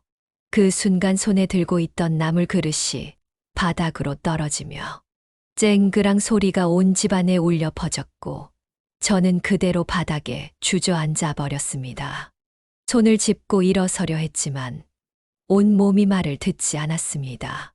숨을 고르며 겨우 몸을 일으켜 세우고 곧바로 식탁 의자에 앉았습니다. 심장이 빠르게 뛰고 손끝이 떨리는 것이 느껴졌어요. 이대로는 안 되겠다 싶어서 저는 스스로 119에 연락을 했고 구급차를 타고 병원으로 향했습니다. 그 와중에 며느리에게서 온 연락을 보고 저는 온 몸에 피가 싸늘하게 식는 것을 느꼈어요. 어머님, 오늘은 저희 언니 내외랑 조카들도 같이 올 거예요. 저는 평소보다 더 노릇하고 끝자리는 바삭하게 구워주세요. 그 문자를 읽는 순간 저도 모르게 헛웃음이 나더군요. 그리고 또 한 번 깨달았습니다. 아, 나는 며느리에게 그냥 친정 아버지의 제사를 차리는 사람이구나. 라는 것을요. 저는 병원에 도착해서 여러 가지 정밀 검사를 받았고 응급실에서 링거를 꽂은 채 누워 있었습니다. 온몸이 천근만근 돌덩어리처럼 무거웠습니다. 간신히 손을 들어보려 했지만 손끝이 저리고 제대로 힘이 들어가지 않는 게 느껴지더군요. 그렇게 몇 시간이 흘렀을까? 병원으로부터 연락을 받은 아들이 응급실로 들어오는 것이 보였습니다. 아들은 멀리서 두리번거리다 저를 발견하고는 한달음에 달려와 제 손을 잡으며 괜찮느냐고 물어보더군요. 그래, 다행히 목숨은 붙어 있다. 그런데 내 몸이 마음먹은 대로 움직여지질 않네. 컨디션이 왜 이렇게 안 좋은지 모르겠다. 어머니, 너무 무리하신 거 아니에요? 그냥 좀 쉬엄쉬엄 하시지 그러셨어요. 환자분, 검사 결과 나오셨어요. 옆에는 보호자분 맞으실까요? 네, 제가 아들입니다. 우선 환자분께서 실려오셨을 때부터 기력이 너무 없으셔서 저희가 부축해드렸고요. 빈혈과 과로도 있으시고 혈압도 위험할 정도로 낮았습니다. 몸이 많이 무리하신 것 같은데 제대로 휴식을 좀 취하셔야 할 것 같아요. 특히나 연세 많으신 분들은 저혈압이 생명이랑 연관이 직결되어 있습니다. 하루 정도 입원하시는 걸 추천드려요. 과로라니. 제 몸이 그렇게까지 엉망진창일 줄 몰랐습니다. 하지만 돌이켜보면 당연한 결과였습니다. 수십 년을 혼자서 명절마다 음식 준비를 하고 제사를 치르고 식구들을 챙기면서도 한 번도 제대로 쉬어본 적이 없었습니다. 저 혼자 그 일들을 하는 것이 어쩌면 당연하다고 생각했고 당연히 해야 한다고 여겼습니다. 하지만 이제 몸이 먼저 신호를 보내고 있었습니다. 이대로 계속 혼자 짐을 짊어진다면 나중에는 더 큰 문제가 생길 수 있다고 말이죠. 그런데 의사 선생님의 말을 듣고 난 후 아들의 반응은 한마디로 가관이었습니다. 어이가 없어 말이 나오지 않을 정도였죠. 뭐라고 했는 줄 아시나요? 선생님, 오늘 말고 내일 입원하시는 건 안 될까요? 오늘은 집안 제사가 있어서 저희 집에는 어머니 하나뿐이고 저랑 집사람은 너무 바빠서 제사를 준비할 수가 없거든요. 지금 제사상을 차리는 게 중요한 게 아닐 텐데요. 어머니 건강 상태 많이 안 좋으십니다. 혈압도 많이 낮으시고 기력도 많이 떨어지셨어요. 아들의 말을 듣는 순간 머릿속이 하얘지는 것을 느꼈습니다. 저는 그저 아들을 바라보다가 천천히 눈을 감았습니다. 웃음이 나올 법도 한데 이상하게 눈물이 맺혔습니다. 내가 지금 아픈 상황인데도 제사만 생각을 하고 있구나. 의사 선생님은 반드시 오늘 입원을 해야 한다며 아들에게 쐐기를 받고는 자리를 떠났고 아들은 말없이 고개를 푹 떨구고 있었습니다. 왜? 너희 장인어른 제사 못 지낼까봐 걱정돼서 지금 그러고 있는 거냐? 세상에. 너는 어떻게 어미가 이렇게 아파서 누워있는데 그런 소리를 아무렇지도 않게 해. 늙은 어미가 걱정되지도 않냐? 아니요. 그게 아니라 그냥 매년 해오던 건데 갑자기 일이 이렇게 된 거니까 기분 상하셨다면 죄송해요, 어머니. 그런 뜻은 아니었어요. 아들이 뒤늦게 사과를 했지만 제 기분은 전혀 풀어지지 않았습니다. 그 순간 저는 오랜 세월 당연하게 여겨졌던 모든 것들이 천천히 머릿속에 떠올랐습니다. 처음엔 고마움을 표하는 것이었고 그 다음엔 당연함이 되어 소홀해졌으며 이제는 제가 아픈 상황임에도 불구하고 제사 준비가 늦어지면 걱정부터 하는 상황이 되어버린 것에 대해 참 복잡한 생각이 들더군요. 결국 저는 그날 병원의 권유로 입원을 하게 됐습니다. 아들은 아무 걱정하지 말고 며느리에게는 자기가 잘 이야기를 할 테니 푹 쉬라고 말을 남긴 후 집으로 향했어요. 아들이 떠난 후 침대에 누운 채로 멍하니 천장을 바라보았습니다. 얼마나 오랜 세월을 이렇게 살아온 걸까? 흘러온 세월이 참 야속하게 느껴졌어요. 아무도 저한테 힘든 건 없느냐고 물어보지 않았습니다. 오로지 제사가 준비되었는지, 음식이 다 되었는지, 그 사실만이 중요한 것이었어요. 저는 조용히 이불을 뒤집어 쓰고 하염없이 눈물만 흘렸습니다. 몸도 마음도 다 망가질 것 같았으면 차라리 그때 안사돈의 부탁을 거절이라도 할 걸. 한 번이라도 며느리에게 제사를 지내지 말고 절에다가 모시자고 이야기라도 해볼 걸. 바보같이 긴 시간을 참고만 살아온 제 자신이 너무나도 한심하게 느껴지더군요. 참는 것만이 미덕은 아니라는 것, 그리고 결국 참음으로써 내 몸이 다 망가져 버렸다는 것. 그걸 너무나도 뒤늦게 깨달아 버렸습니다. 그렇게 한참 동안 홀로 슬픔을 삭히고 있는데 별안간 병실 문이 드르륵 열렸습니다. 병실 안으로 들어온 사람은 다름 아닌 며느리였어요. 며느리는 복잡한 표정을 하고서 손에는 보온병 하나를 들고 들어왔습니다. 어머님, 연락 받고 퇴근하자마자 급하게 찾아왔어요. 몸은 어떠세요? 좀 괜찮으세요? 괜찮다. 그냥 집에나 갈 것이지 뭐 하러 와. 이렇게 늦은 시간에. 게다가 오늘은 바깥털은 제삿날인데. 집에 음식 어지간한 건 다 만들어 놨고 제기도 다 꺼내놨으니 상만 차리면 된다. 아니에요. 어머님이 이러고 계신데 제사가 대수인가요 뭐. 이거 좀 드셔보세요 어머님. 제가 회사에서 끓여온 차예요. 이게 심신 안정시키는 데에는 그렇게 도움이 많이 된다더라고요. 한 잔 드시고 푹 쉬셔요. 며느리의 말에 저는 아무런 대꾸도 하지 않았습니다. 며느리는 눈치를 보며 환하게 웃으려 했지만 전 어색하게 행동하고 있는 며느리를 그저 멍하니 바라만 보고 있을 뿐이었습니다. 며느리가 주는 차를 거절하고 싶었지만 따라주니 거절을 할 수도 없어서 저는 한 모금 살짝 입을 대고 옆에 있는 탁자에 그대로 보온병을 올려놓았습니다. 고맙다, 맛있네. 미안하지만 이만 가주겠니? 지금은 좀 혼자 있고 싶구나. 기운도 없고. 아, 네 알겠어요 어머님. 아무 걱정하지 마시고 푹 쉬셔요. 저는 며느리에게 짤막하게 이야기를 한 후 다시 시선을 돌렸습니다. 그동안 너무 당연하게 받아들였던 모든 것들이 이제는 견딜 수 없다고 느껴졌어요.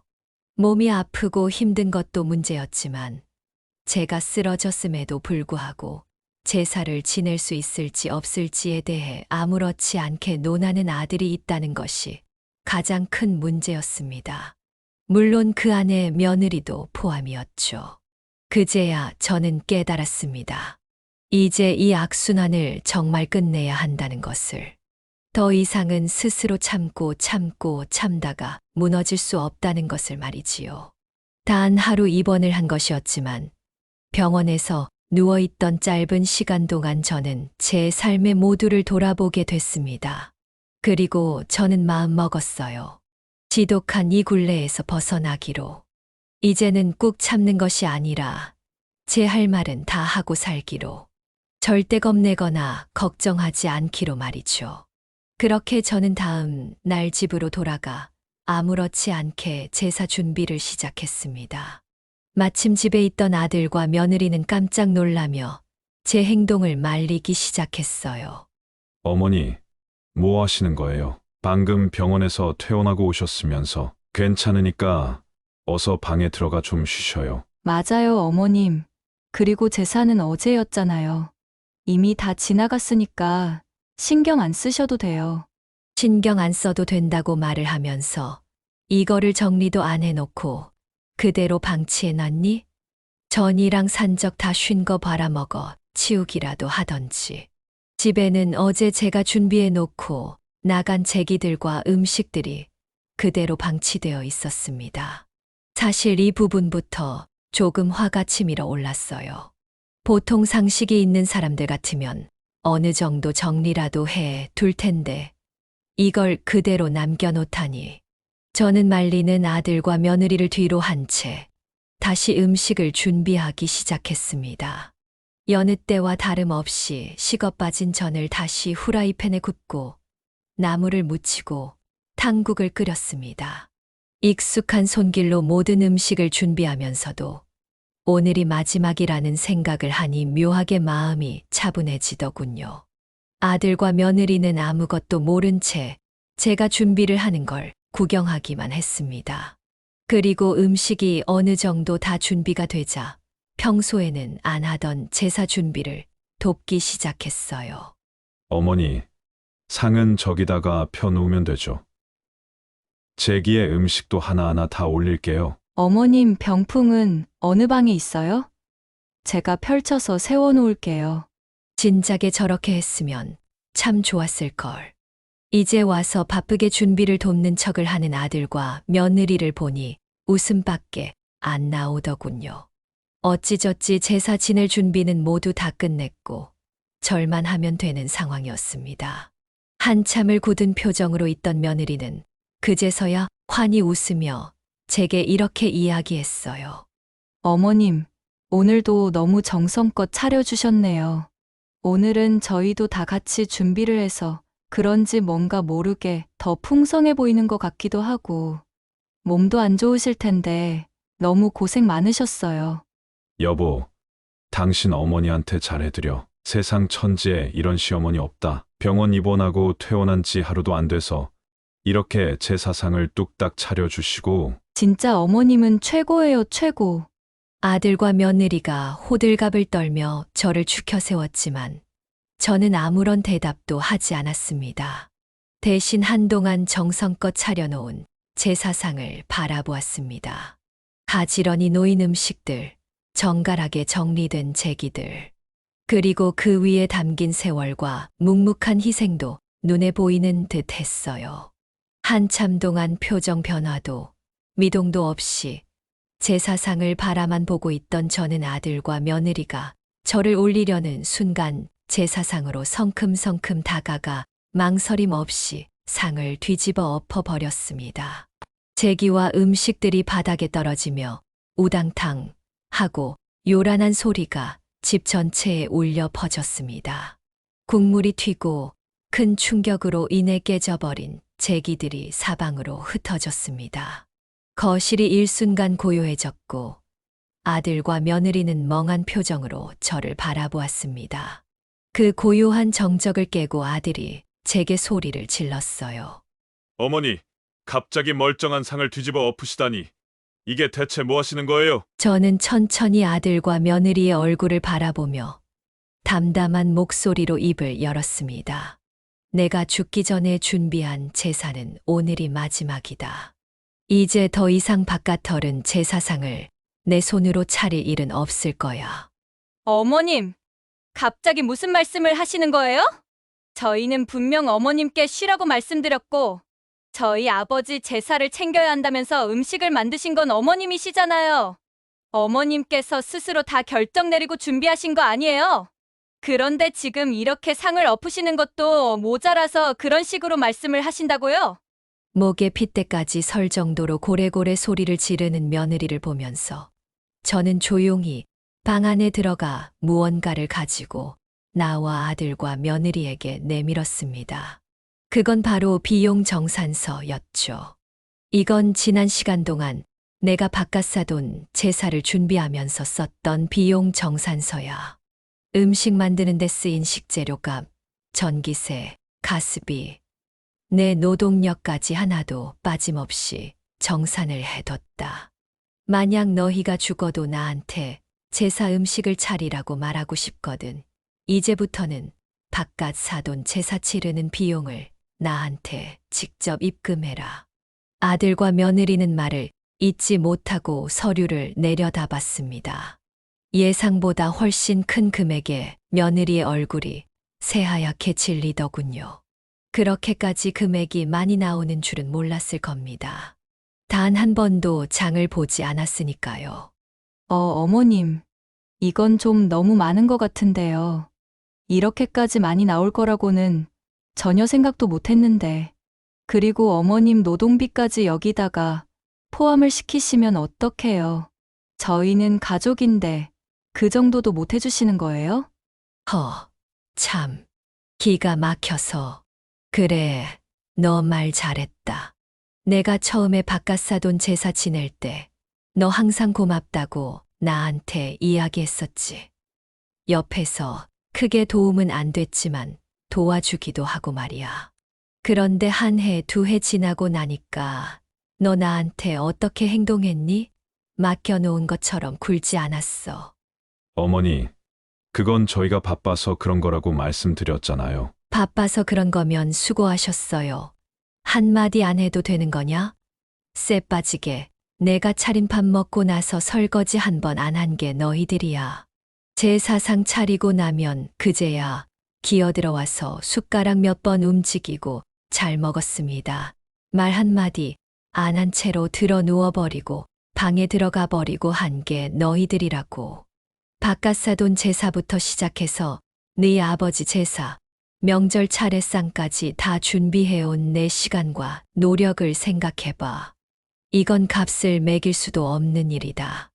어머니 지금 너무 흥분하셨어요. 우선 차분하게 마음을 좀 가라앉히시고. 아니, 나는 지금 그 누구보다 이성적이다.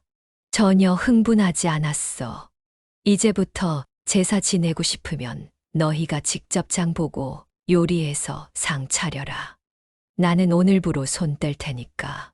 그리고 앞으로 더 이상 내게 제사 관련된 부탁하지 마라. 부탁하고 싶으면 돈부터 입금하고. 아들과 며느리는 단호한 저의 반응에 아주 크게 당황한 것 같았습니다. 제가 이렇게까지 나올 거라고는 전혀 생각하지 못한 것 같았어요. 두 사람의 반응을 보고 저는 진작에 이렇게 행동을 했어야 하는데 하고 뒤늦은 후회가 밀려왔습니다. 아니 입금이고 뭐고를 떠나서 저희는 한 번도 준비를 해보지 않았는데 어떻게 해요 저희가? 이건 정말 아닌 것 같아요 어머님. 화 좀 풀고 저희 대화로 해결해요 대화로. 예. 어머, 지금 내가 하는 건 대화가 아니고 뭐니? 그리고 준비? 나는 젊었을 때부터 지금까지 해왔어. 너희는 이제부터 배우면 돼. 물론 처음 준비할 때는 어색할 수도 있겠지. 그래도 걱정 마. 요즘은 유튜브에 제사 음식 만드는 법도 다 나오더라.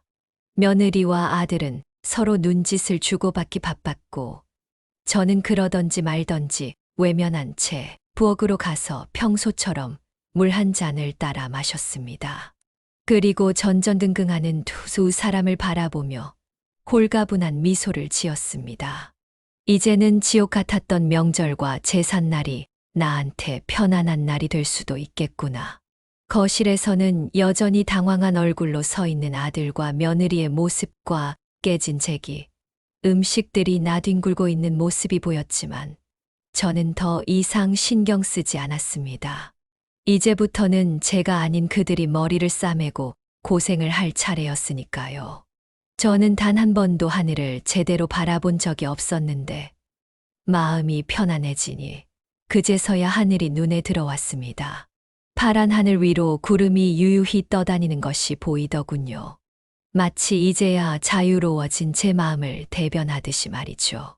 그날 이후 저는 제사 준비는 물론이고 집안일도 손 하나 까딱하지 않았습니다. 아들과 며느리는 그동안 저와 대화를 하려고 부단히 노력했지만 저는 아주 당연하게 밀어냈어요. 굳이 대화를 해서 뭐 하겠어요. 제 속만 더 뒤집어질 게 불보듯 뻔했기에 말 한마디 섞지 않았습니다. 한 집안에 살면서 밥을 먹을 때도 눈을 마주치지 않고 먹었죠. 명절이 다가오고 제삿날이 찾아와도 굳이 부엌에 들어가지 않았고 장을 보기 위해 아들 내외에게 돈을 달라는 이야기를 하지 않아도 됐습니다. 평소 같았으면 새벽부터 장을 보고 밤새 전을 부치고 국을 끓이며 땀을 흘렸을 텐데 이번에는 푹신한 소파에 앉아서 편안하게 여유를 즐겼습니다. 창밖으로 보이는 가을 하늘이 유난히 높고 맑아 보이더군요. 날씨가 얼마나 좋은가 창문을 열어보니 선선한 바람이 불어왔습니다. 처음으로 명절을 이렇게 여유롭게 스트레스 없이 맞이하는 것 같아서 괜히 기분까지 간질거리더라고요. 그렇게 한창 자유를 즐기고 있던 순간 제 휴대폰이 요란하게 울렸습니다. 전화를 걸어온 사람은 다름 아닌 아들이었어요. 어머니, 저희가 다 죄송해요. 그동안 어머니가 일을 하시는 걸 너무 당연하게 생각했어요. 저희 정말 많이 반성했어요. 그러니까 이 일에 대해 다시 이야기를 나눠볼 수 있을까요? 아들은 전전긍긍 떨리는 목소리로 제게 잘못했다고 이야기했습니다. 평소 같았으면 일이 바쁘니 연락도 하지 말라고 이야기를 했을 아들이 제게 이렇게 저자세로 나오니 그저 우습기만 하더군요. 저는 한참 동안 수화기를 손에 쥐고 있다가 이내 전화를 끊어버렸습니다. 그리고 그날 저녁 집에 들어온 아들과 며느리에게 이렇게 이야기했어요. 자, 너희가 하고 싶은 말이 뭔지 얼른 해봐라. 그동안 어머니께서 얼마나 스트레스를 받으셨을지 고려하지 못해서 죄송해요. 그래도 한 집에 살면서 이렇게 서로 척지고 사는 건 좀 아니잖아요. 어머니도 어른이고 저희도 어른인데 좋게 이야기를 해서 풀 수 있는 문제라고 생각해요. 맞아요, 어머님. 저희도 그동안 반성 정말 많이 했어요. 저희가 했던 행동들이 절대 옳은 행동이 아니라는 것도 잘 알고 있고요. 죄송해요, 어머님. 저희가 다 잘못했으니까 이제 그만 화 푸세요. 한 집에 살면서 이러고 사는 게 말이 안 된다. 그러면 내가 이 집을 나가면 되는 문제네. 너희 말인 즉슨 같이 살면서 말 한마디 안 하는 게 숨 막히고 불편하다는 거 아니야. 아니요, 어머니. 그게 아니라 마침 오늘 너희 이모한테 연락 왔더라. 이사를 가게 됐는데 이사 갈 집이 너무 넓다고 혼자 살기에 적적하니 같이 살 생각이 없느냐고. 그거 듣고 나는 단박에 오케이 했지. 너도 알지? 엄마 인생 마지막 목표가 귀농이었던 거. 이참에 너희를 떠나서 이모랑 같이 농사나 짓고 살아볼 생각이다. 네. 갑자기 귀농을 하시겠다고요? 아들과 며느리는 갑작스러운 저희 선언에 몹시 당황한 눈치였습니다. 저희 언니는 시골의 전원주택에서 농사를 지으며 살고 있었는데 마침 이번에 더 큰 주택으로 이사를 가게 되었다고 이야기를 해주는 겁니다. 그런데 형부는 애진작에 세상을 떠났고 조카들은 저마다 다른 지역에 살고 있어서 넓은 집에 혼자 살기가 적적하다며 제게 같이 사는 것을 권했습니다. 평생 아들 며느리랑 같이 살면서 불편한 것보다야 자매끼리 한 집에 살면서 농사나 짓고 사는 게 훨씬 더 좋지 않겠냐면서 말이죠. 저는 당연히 승낙했습니다. 거절할 이유가 없었거든요. 아니 어머니, 이건 정말 아닌 것 같아요. 빨리 이모께 전화 드리세요. 잘못 생각한 것 같다고. 그냥 아들 며느리랑 같이 살겠다고. 맞아요, 어머님. 그래도 농촌에서 사시는 것보다는 도시에서 편하게 사시는 게 훨 낫죠. 아니, 나는 너희를 떠나서 우리 언니랑 같이 사는 게 훨배 나을 것 같다. 너희 말대로 한 지붕 아래 살면서 눈도 안 마주치고 말 한마디 안 섞으면서 불편하게 지낼 바에야 내가 나가는 게 낫지 않겠니? 나는 이미 결정을 내렸고 내일 바로 내려갈 생각이니 그렇게 알고들 있거라. 다음 날 저는 해가 뜨기도 전에 짐을 챙겨서 아들 며느리와 함께 살던 집을 떠났습니다. 모든 걸 다 내려놓으니 아무 미련도 없이 쿨을 떠날 수 있겠더군요. 그 집을 나오자마자 홀가분한 기분이 확 들었습니다.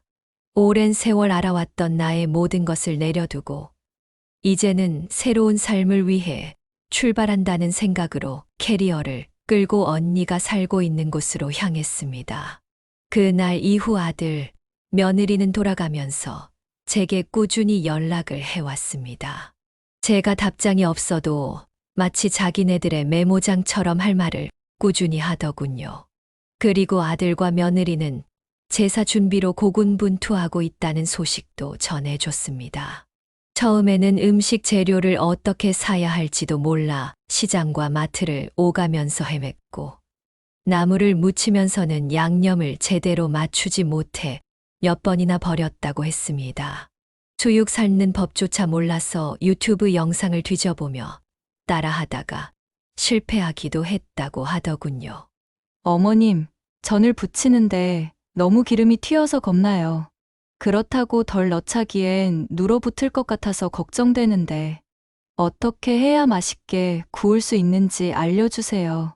어머님 노하우가 절실히 필요해요. 며느리는 시시때때로 제게 그렇게 질문을 보내왔지만 저는 그 어떤 것도 대답해 주지 않았습니다. 그동안 내가 감당했던 수많은 명절과 제삿날을 떠올려보면 이 정도는 몸으로 직접 부딪히고 고생을 해봐야 한다고 생각했어요. 그렇게 저는 어떤 스트레스도 받지 않기 위해 아들 내외와 연락을 다 끊어버렸습니다. 저들이야 저한테 문자를 보내든 전화를 걸든 전혀 개의치 않고 말이죠. 아들 내외에게서 벗어난 저는 이제 명절을 어떻게 보내시는지 궁금하실 겁니다. 가족이라고는 언니와 저 둘뿐이기에 딱히 뭘 더하는 것 없이 저희끼리 키운 농작물을 소소하게 뜯어서 요리를 해 먹고 즐겁게 마음 편히 지내고 있어요. 아, 언니 여기 와서 처음 느끼는 건데, 이제야 명절이 좀 명절다운 것 같아. 굳이 손에 뜨거운 기름 안 묻혀도 되고, 진작에 이러고 살 걸 그랬어. 그러니까 말이야. 진작 이렇게 살 걸. 아무것도 걱정하지 않아도 되는 삶. 자유롭게 마음을 열어놓아도 되는 삶. 이런 삶에 저는 너무나도 만족하면서 잘 지내고 있었습니다.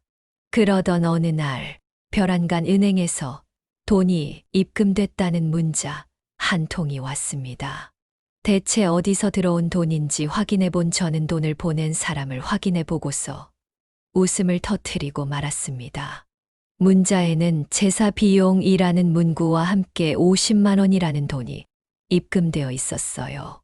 보낸 사람은 바로 아들이었죠. 아들은 결국 제가 청구했던 비용을 보내기 시작했습니다. 그 후 전화를 걸어 처음으로 대화를 시도했어요. 처음에는 한 달에 30만 원으로 협상하려 했지만 제가 지금까지 들인 비용을 고려하면 터무니없는 금액이었습니다. 결국 50만 원으로 합의가 됐고 그 돈은 다달이 제 통장에 입금되었습니다. 물론 아들이 보내는 돈은 추가로 제사를 준비하는 비용이 아닌 그동안 제가 고생한 값이었어요. 비용 청구서에 적힌 돈들을 다달이 나눠서 보내는 것이었죠. 그리고 얼마 후 아들은 제게 전화를 걸어 조심스럽게 물었습니다. 어머니, 혹시 시간 되시면 같이 식사하실래요? 저희가 이모 살고 계신 곳으로 갈게요. 오랜만에 이모도 같이 모시고 식사해요. 뭐하러 여기까지 온다 그래? 너희 맨날 바쁘다는 말 입에 달고 살지 않았니? 이제 바쁜 일 다 끝났어요. 그리고 그동안 많이 죄송했어요. 어머니가 안 계시고 나니까 그제서야 저희 둘 다 반성을 하게 되더라고요. 사람은 역시 있을 때 잘해야 하는 거라고 반성 많이 했으니 이제 용서해 주세요. 아들의 말을 들은 저는 순간 고민에 빠지기 시작했습니다. 과연 이 말이 진심일까 하는 생각이 들더라고요. 그래도 이제는 한번 믿어보기로 했습니다. 그동안 보여줬던 모습으로 충분히 반성했을 거라 생각했거든요. 그래, 맛있는 거 사라. 아, 네 어머니. 주소 찍어주시면 저희가 그쪽으로 갈게요. 다음 날 아들과 며느리는 정말로 언니가 살고 있는 곳으로 찾아왔습니다. 오랜만에 아들, 며느리와 마주 앉아 식사를 하면서 저는 그동안의 서운함을 조금씩 내려놓기 시작했어요. 아들은 익숙하지 않은 듯 서툰 손길로 제게 음식을 덜어주면서 머뭇거리다가 넌지시 말했습니다. 앞으로는 어머니가 명절을 편하게 보내셨으면 좋겠어요. 앞으로는 제사에 제 자도 꺼내지 않으려고 아버지랑 장인어른 두 분 다 절에다가 모시고 왔어요. 저희가 해보니까 알겠더라고요. 그동안 어머니께서 얼마나 힘드셨을까 하면서요. 많이 울고 반성했어요. 2번 다시는 어머니 마음 힘들게 안 할게요. 저는 대답 대신 고개를 끄덕였고 옆에서 아들의 말을 듣고 있던 언니도 살풋이 웃어 보였습니다.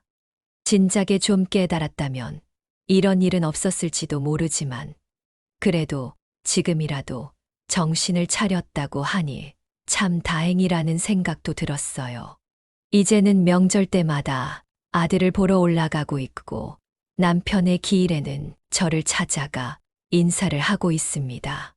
나이는 먹을 만큼 먹었지만 이제는 타인을 위한 삶, 참는 삶이 아닌 제 인생을 제대로 살아보려고 합니다.